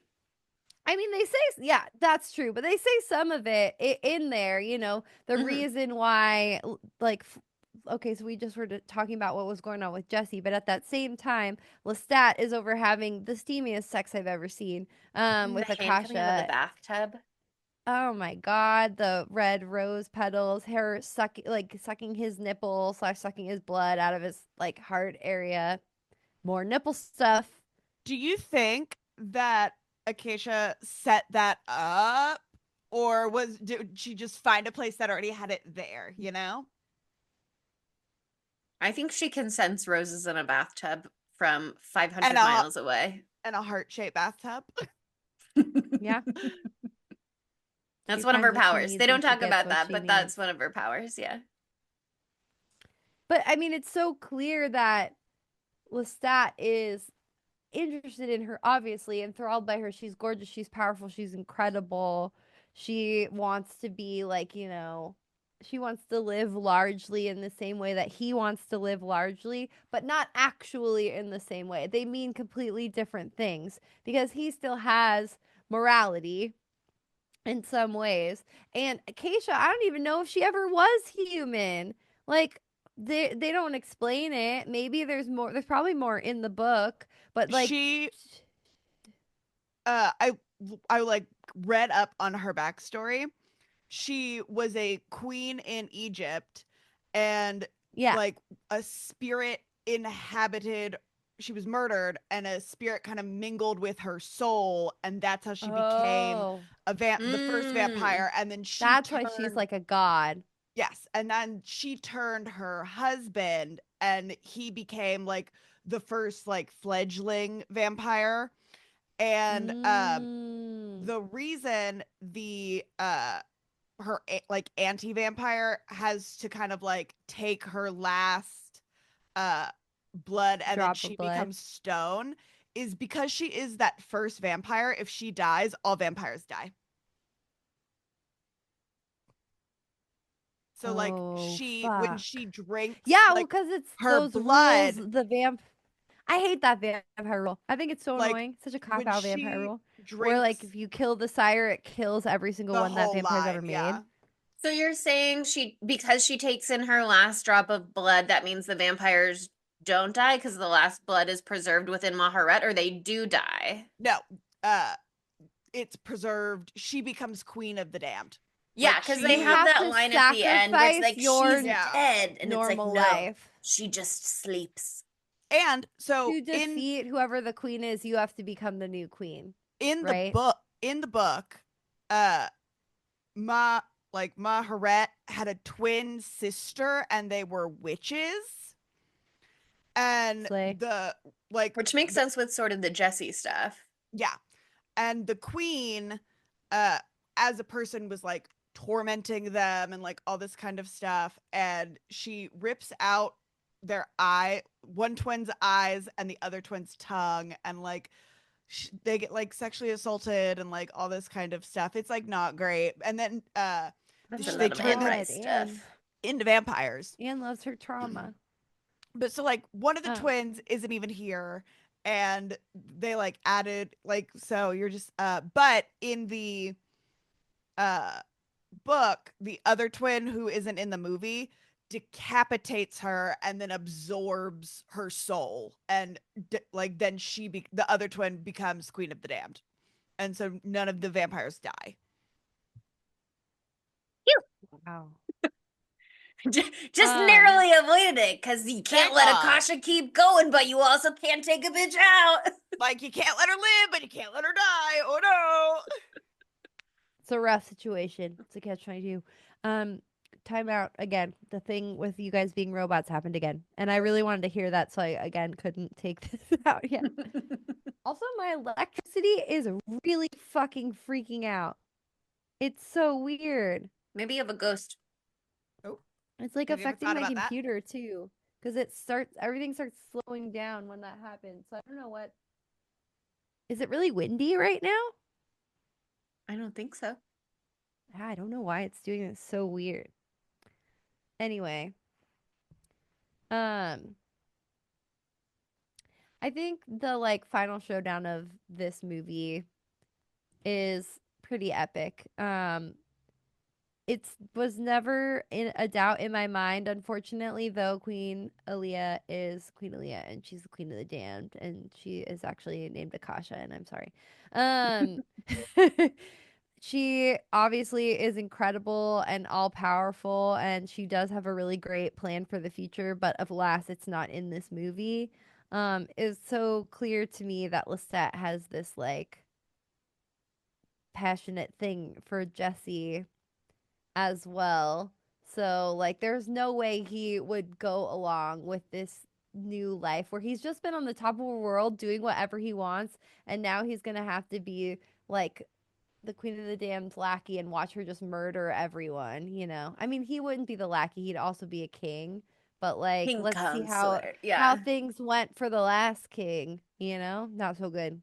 Yeah, I mean, I think it's interesting because that goes back to the humanity versus immortality thing again, where Yeah. Lestat really seems he says to Jesse like what he's attracted to her, what he's attracted. I don't know how I'm trying to phrase that. What attracts him to her is her humanity. He says, Marius was right, but I never understood until I met you. And she says, what do you mean? And he says, you're beautiful to me because you're human, your frailty, your short years, your heart, even as you think it's breaking. All that seems suddenly more precious than anything I have ever known. It's really like life and joy and activity that like excites him.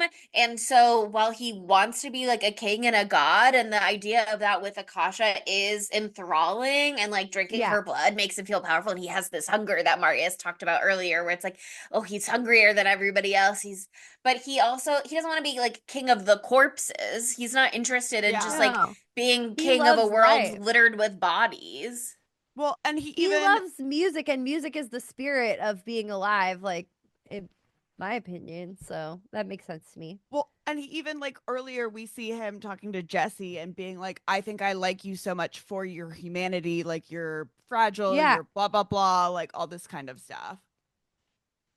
yeah, totally. I'm like, I don't know. The more I think about it now that I had to put on my big girl brain because we're doing an episode, dumb, hate it. I just want to be no thoughts Just want but to the vibe queen. out. It's all Like, about the vibes. I was very enamored by the romance in this, and there is fucking nothing there. It is based on nothing. She literally, I was just looking, sorry, at Chelsea's boob, Yeah. and I remembered part of the No, movie that we please. didn't talk about. She literally, after their hang on Spider Monkey, fly up to Griffith Observatory, which is right by my house. Classic. Love it. Let's Loved go. that. I Let's go right loved now. that so They much. were Yeah, we in could go. my Let's old go do a whole neighborhood. photo shoot. Yeah, Recreate it. and she literally brought a needle with her, probably She's pre-planned this, so she ready. could slice open her own TT Tatata, her titty, at the Griffith Observatory to get him to suck her blood. Um, yeah, she just kind of loses all of her cognizant thoughts and goes full horny queen in this. And who hasn't been there? It's relatable, but also it's not a great it's not a Yeah. full-fledged character. It's not two full-fledged characters coming together and having a romance that's based on anything Right. besides I mean, mutual like attraction. Lestat. And her being alive, which then Right. ends And then they're later still on. like, So yay, what's now it we can based be on? together. And it's like, Yeah, what they're are like, you talking woo! about? But it is interesting because it makes sense for her character that she wants to be a vampire and be part of this world. Yeah. And it makes sense that she wants to be with Lestat because he's literally so sexy. But in terms of Uh-huh. them like having a genuine relationship, it is just so like paper thin. There's nothing there. But it's like she grew Yeah. up in this vampire mansion raised by vampires, and then she was cast away, and she has that line where she was like, was I bad? Did I do something wrong? And then when she's like presenting at the Talamasca, and they're like, where'd you get this picture? And she's like, I took it myself. And they're like, what are the rules, Jesse? And she's like, observe the dark realm, but be not of it. It's like she yearns to be part of this.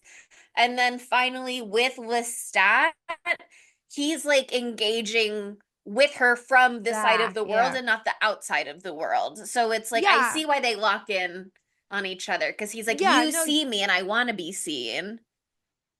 well, you're right. It does there is stuff there to make it make sense and to make it a viable love option that's not just a woman being like, swoon, but they don't focus enough on it in the movie for that to stick out enough, you know what I mean? Like we know Yeah. that because we've watched it 2 times or whatever, or we've done the research on it and whatever, but it's so not focused on it. It's so messy in the middle of this movie.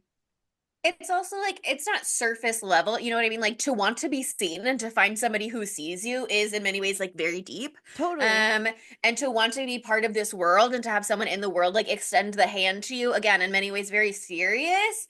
But that is only really grounds for like the getting together. It's not really grounds for like, are we gonna be compatible after moment 2? You know what I mean? So that's Yeah. where it really falls flat for me romance wise is like I see why they're drawn to each other. I don't see anything that would keep them together, especially after she's already a vampire.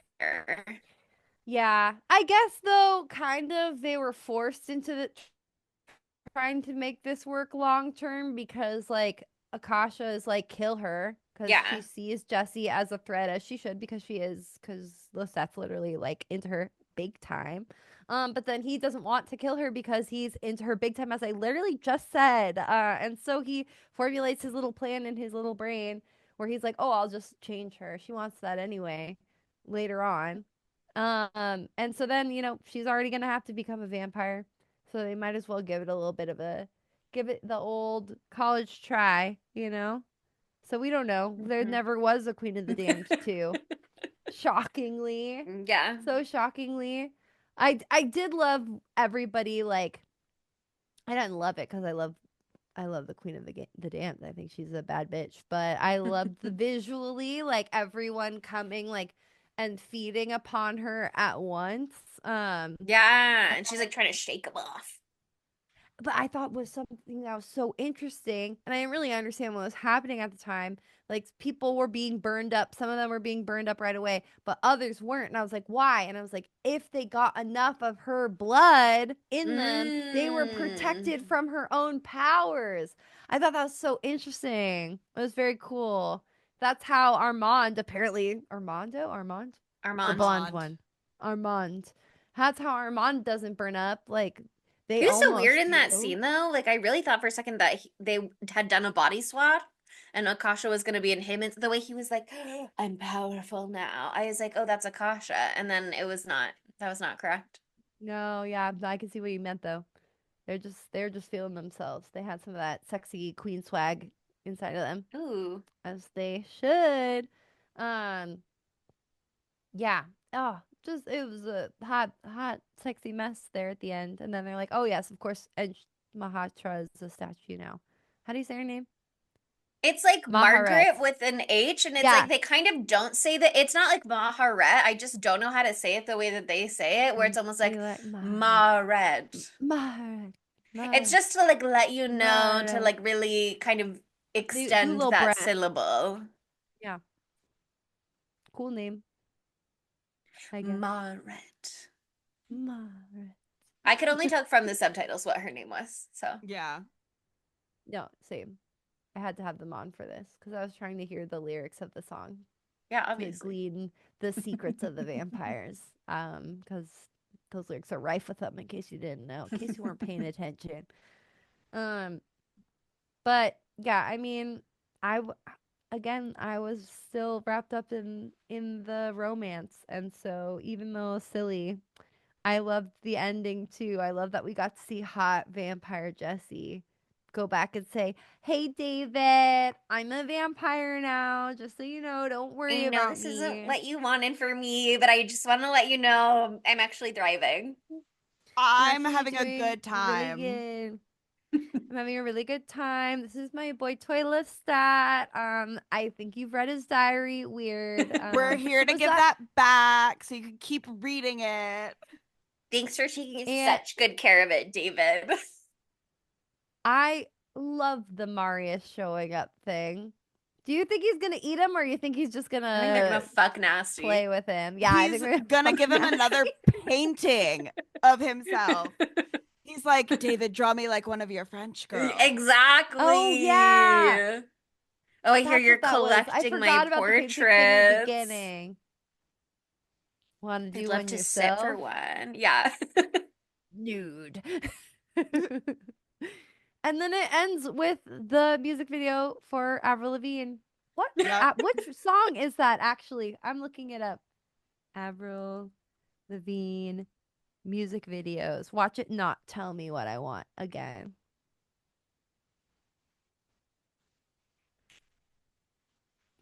Is it the It's Gonna have a to edit out so many Damn pauses on this Cold one, Night? Which Sydney. song is it? Do you remember the song? No, that's what I'm trying to remember. It's the album cover, but I think there's a music video where they use that same thing in it. It's not I'm With You. Oh. I guess I don't know Avril It might Lavigne just be music the videos that album well. cover. Because I was back in my era, I was not watching music videos in 4th grade. The album is called Let Go, in case you wanted to know. I think it might just be the album cover. Anyway, they walk into the album cover for Let Go, and it's amazing. And you could really easily put the song I'm With You in it because it's thematic. And But that's actually her I second demand we album. make an edit of that, actually. Just the end with the song over it. It'll be so beautiful. I think the girlies, the Temple girlies, will really go crazy for it. Because I'm going to bring this up now. It's the end of the Queen of the Damned episode. We're about to get into segments, but I'm going to talk about Corpse Bride really quickly. There is the people on YouTube are doing the Lord's work. There is a music video made to the tune of the My Love Is Mine song by Mitski, the My Love Is Mine, all mine. But it's cut with fucking beautiful quality, by the way, clips of Corpse Bride, and then it intersperses where words that they're saying will be heard through the song. And so it's like a music video of Corpse Bride to My Love Is Mine, all mine, with Emily and Victoria and Victor, and I sobbed like a baby back fucking bitch, and it was fucking incredible. So maybe we could do some sort of that energy thing with I'm With You. The end of Queen of the Damned.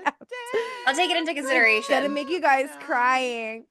No, you don't. It doesn't have to be that high production value. The production value of the video I'm talking about was crazy. I will be linking it, and you will be sobbing. You're welcome.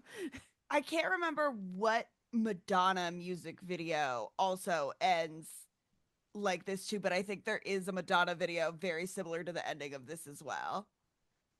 Wow. Powerful. Wow. They all got it from Queen of the Damned. Weirdly crazy. Influential.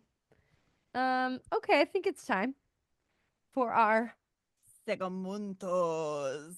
Oh, wow. felt Oh extra my Spanish that God. time. Wow, thank you.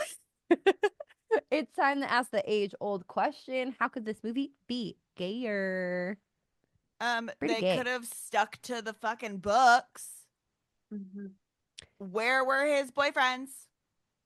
Where were his? You need just one Well, mention of Louis would carry me through. Yeah. I agree. I think they still made him seem bisexual. In many ways, his styling, his general vibe, his feline grace, as Anne Rice said herself, his palpable sexual chemistry with fucking Marius, that was crazy. He probably fucked everyone in his band, all the boys in his band. All of them were hot, by the way. That nipple ring brought him back to life, Sydney. A man's nipple ring brought him back to life. That's pretty gay. Thank God. And as we talked about on Interview with the Vampire, feeding is very synonymous with fucking for these vampires. So anytime that he is eating a man or a man is eating him, it's gay. Yeah, and when he's turned by Marius, that felt crazy to me. I was like, it's happening. It's on. Relatedly, when Jesse is at the vampire club and that sexy vampire lady is locking eyes with her and circling her, and there's the three of them, that was gay, and those three are poly. Yeah. I totally agree. I also, again, want to shout out the blonde vampire who is supposedly named Armand. Armand. That is a genderqueer vampire. for sure, and there are a lot of genderqueer presenting folks in the vampire world here, All and those bald bitches. with the 3,000 to 5,000 goths. Mm-hmm. 3,000 to 5,000 goths. Yeah. Mm-hmm. Pretty good. Pretty good. Aaliyah. She is pretty straight. I Too mean, bad. Some missed opportunities there. we She only wasn't in know it of enough to be two gay. of her partners. Yeah, I think that she, regardless of her own sexual attraction or sexual identity, is making everyone around her gayer. So I think it still counts. There's no way there weren't 1 bazillion people who went to the theater to see this movie and came out bisexual afterwards. That's true. We have to be thinking about the gay effects of the film, and we don't talk about Mm-hmm. that all the time. Well, honestly, we usually do because I'm usually saying I feel gayer after this movie. Which honestly, I was mostly attracted to Stuart Townsend as Lestat in this one, but he's beautiful like a woman, so it actually did make me feel equally as bisexual as I was going into it. So it felt good. I just think Aaliyah's body control is Oh, inspiring. every So- movement. It's crazy. It's just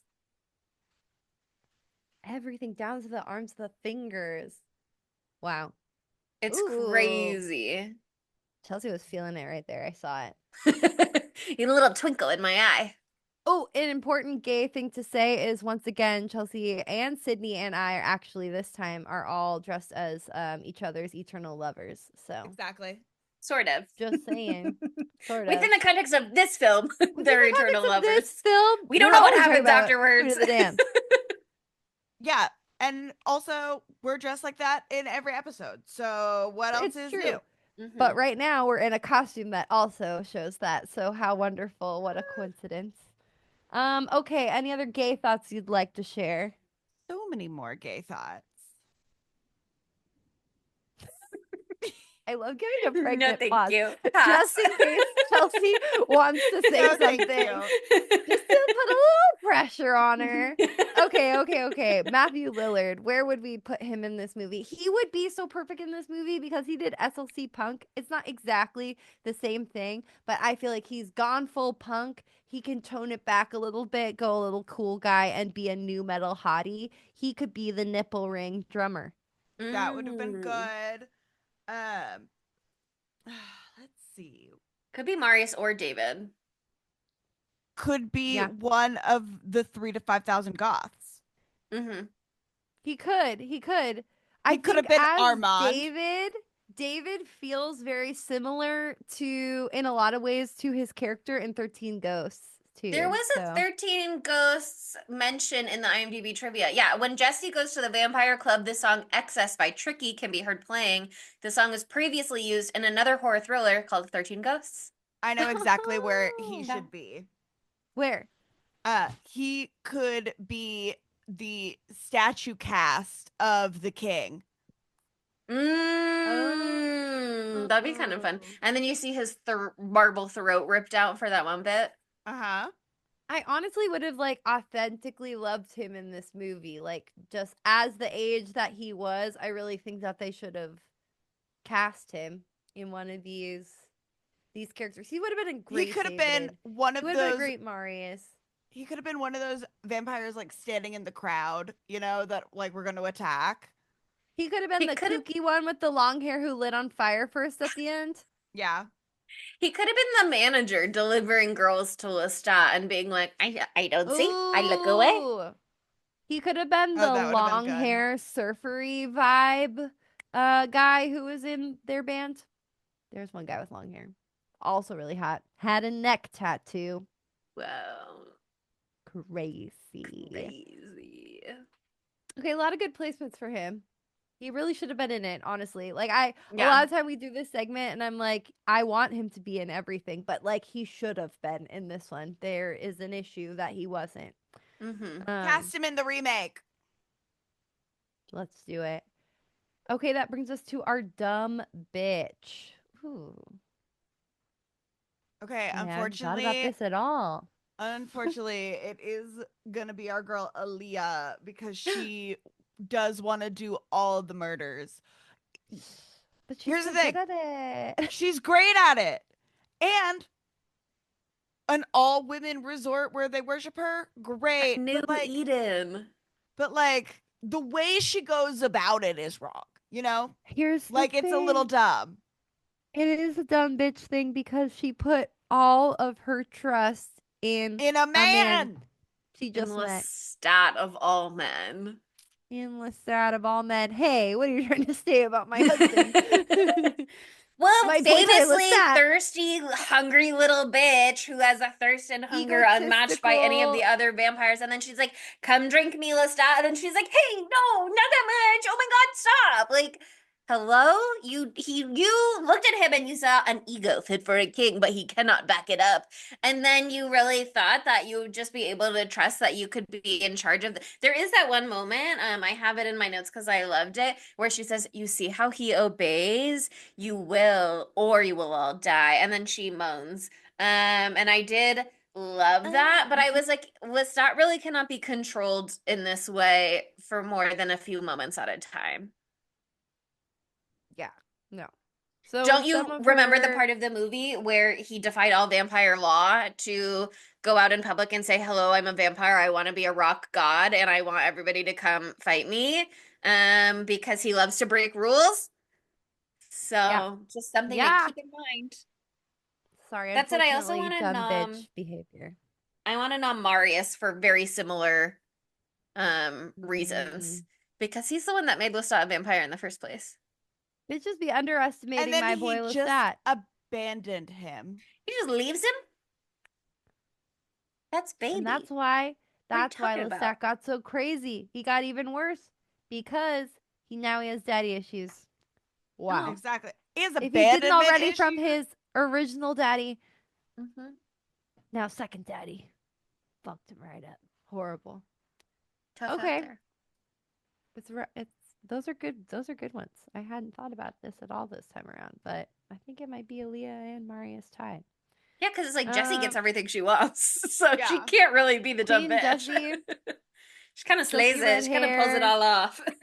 great She's vibes. like, yes, girl, give us nothing, but like, And she's like, good I'm for gonna you. show up with my buns and I'm gonna show up in my little furry outfit and Her nobody can tell outfits me are so shit. good. And she's so They're so good. sassy, smarty pants. Like they're like, oh, you don't belong in here. Where's your master? And she's like, actually I have one. And they're like, well, I don't see any marks on you. And she's like, well, you haven't seen my whole body. That moment when the I love lady was her. like, is that an invitation? That was gay, also, by the way. Gay. Yeah. Thank you for bringing that up. That was a Hmm. very important gay part. Okay. Are we ready for 9 out of 5s? Yes. Yes. Okay, I know that this got 20 Oscars and every Uh-huh. Teen Choice Yes. Award and Best Kiss Yeah. and panned by the critics. Yeah.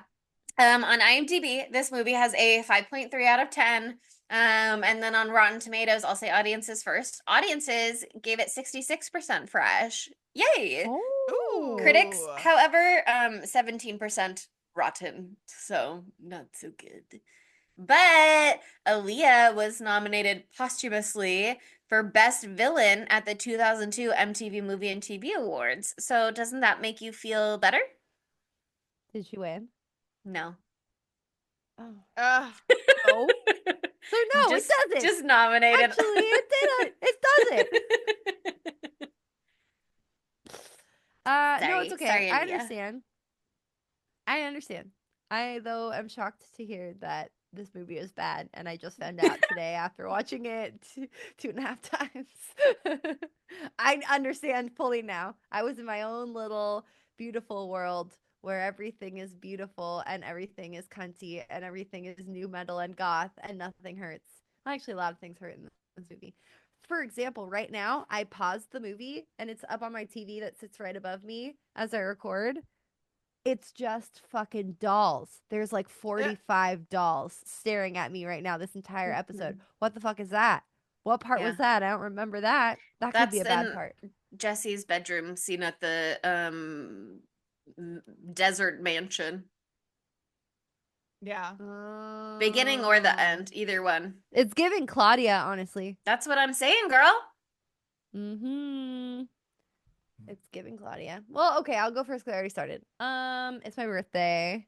And so if we're just going on vibes and love and feelings in my heart, this would be 5 knives out of 5 for me. But I'm I'll a put an film honorary critic, a just in case. professional film critic. And so I cannot in good conscience give this a 5 out of 5 because it's a very flawed film. And we went through a lot of those flaws already. But I think for me at least, I mean, I can see how some people would watch this and they can't see the fun in it, but I don't want to hang out with them. Sorry if you feel that way. I think that this movie is like the perfect bad movie. Like if the parts get boring for you, stop paying attention and then come back in when it gets cunty again. It only will be like 10 minutes. Just wait 10 minutes. I promise you something insane will happen again and you'll scream, of joy. So, what's an objective score for a movie that's bad but you love so much? I'm gonna give it a 3.5 because that's as middle of the road as you could possibly get. But it's a 5 in my heart. And like vibes, 5.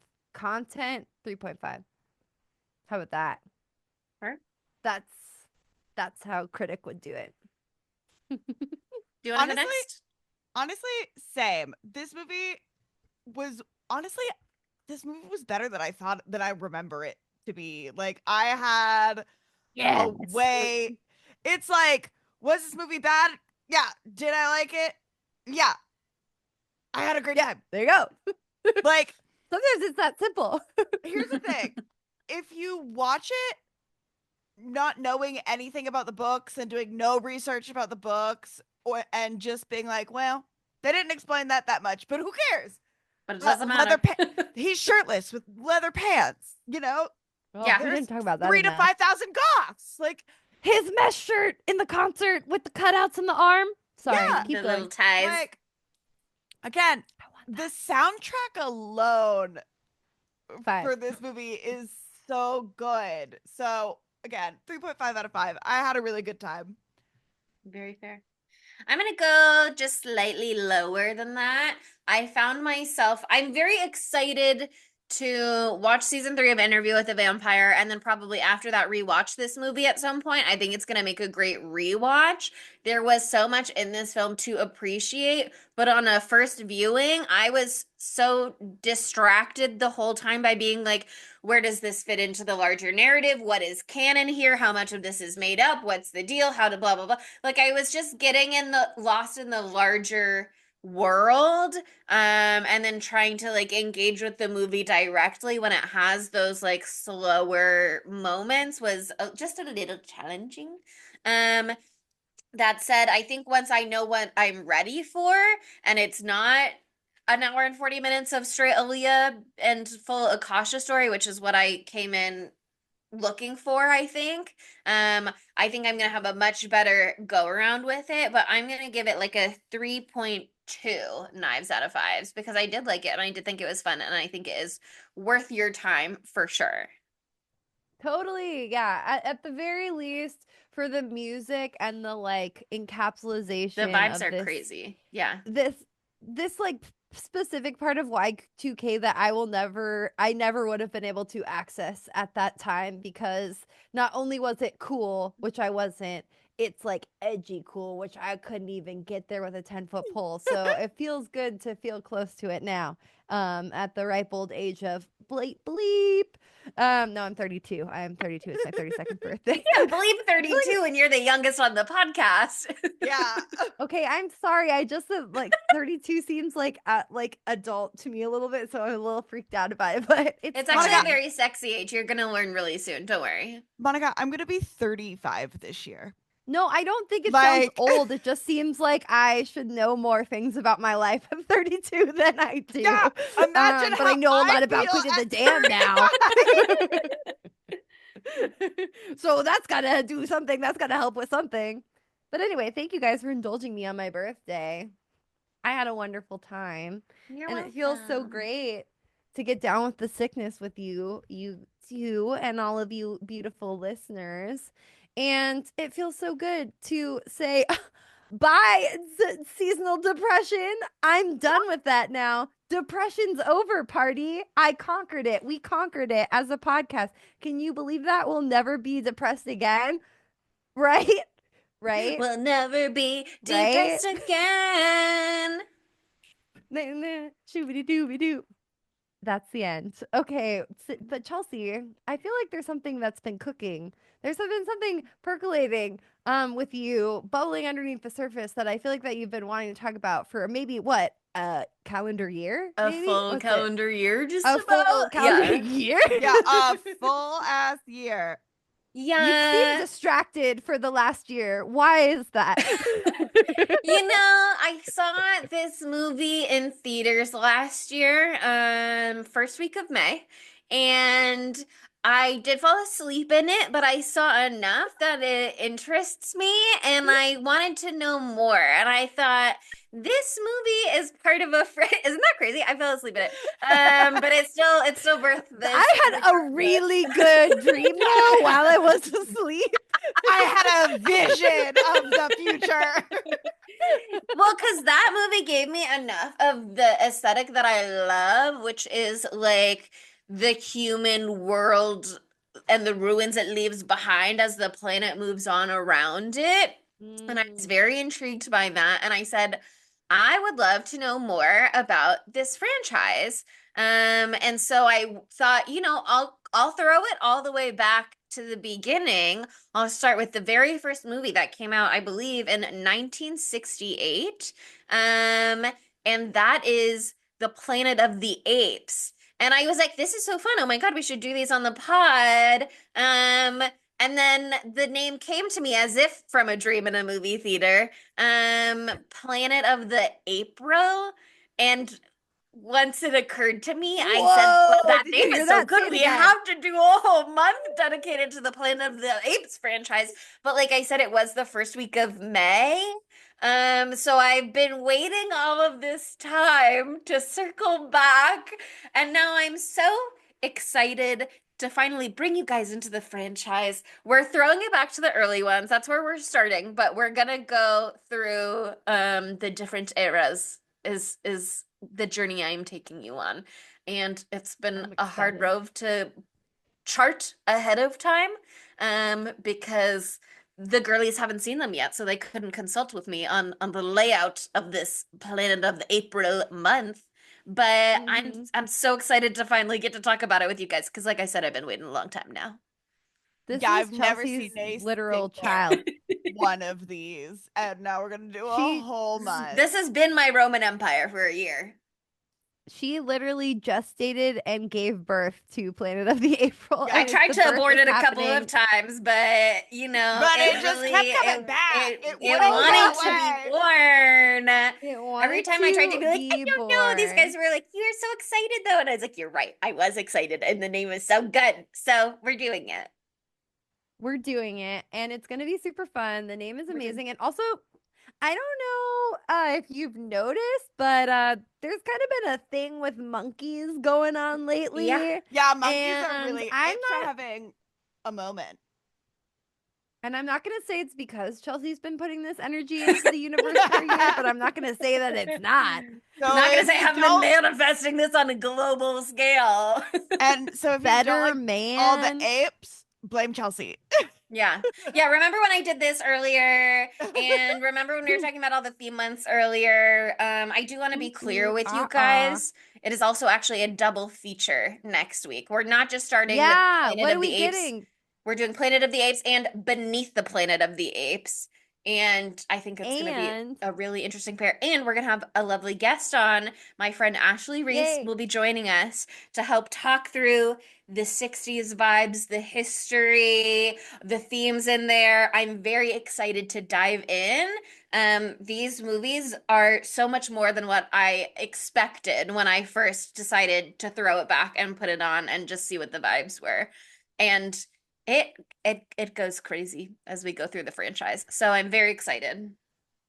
I'm excited. The only one I've seen is like I think the 2011 maybe Rise James of the Franco Planet of one, the Apes. Rise of the Planet of the Apes, and I thought that one fucked. I still think about the end credits for that movie.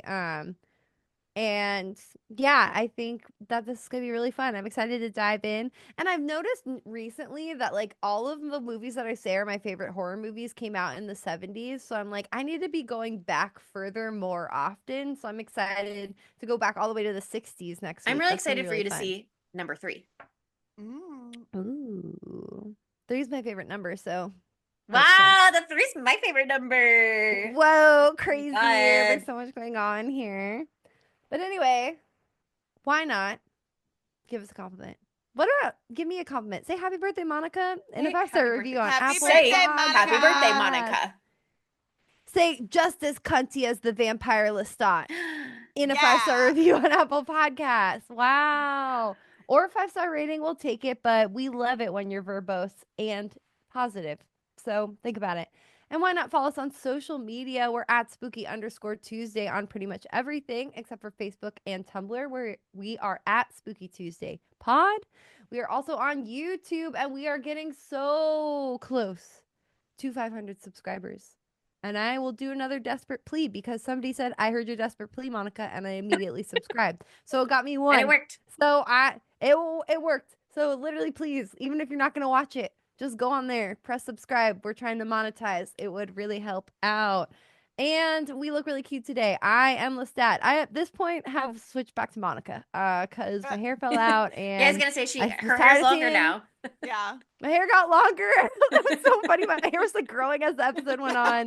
My bangs came back, but I have the fucking man contour on right now, and honestly, it do. looks pretty good. She's looking good. And And the beautiful Chelsea- pasty white skin. oh yeah, that's me. That's natural, baby.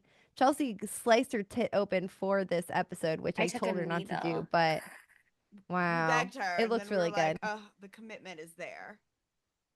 And Sydney said, I see your space buns, Jesse, and I'm bringing that energy. And it's such a cute look. It looks really cute on you. You should get And this more I'm often. ready The to 3 to go to 5 the thousand club. Goths inspired her lipstick. Yeah, also, you look like if Tarzana Episcopalian girl knew how to do makeup. Mm. She was Beautiful. trying to do a trad goth thing, She's and it doing was a her little own thing, cakey. yeah. She's doing her own thing. Love her. Anyway, that's all you can see on YouTube only. You have to go there to do it. And also, I forgot to say, we have a website, www.spookytuesdaypod.com. If you go there, you can find our Patreon too. And if you join our Patreon, you could be having a good time every single day. And that's guaranteed. Actually, I shouldn't say that. But we do talk every single day, and I have a good time every single day. So I can't speak for everyone else, but it's a great community. It's really fun. Everyone's We have a cool. good We time. shared pictures of our cats recently. It was really nice. And the content we're doing over there is really fun and funny, honestly. So get your booty over there. And so at the end of the day, I have to say thanks for celebrating my birthday with me. And thank you for listening. And I'll see you next Tuesday. Bye, spookies. Spooky Tuesday was created by Monica Haidt, Sydney Thompson, and Chelsea Duff, and edited by Sydney Thompson. Our gorgeously spooky tunes are all thanks to Tamara Simons, who you can follow on Instagram at Great18. That's GR818_.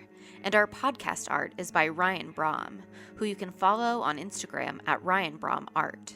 That's RyanBrommArt.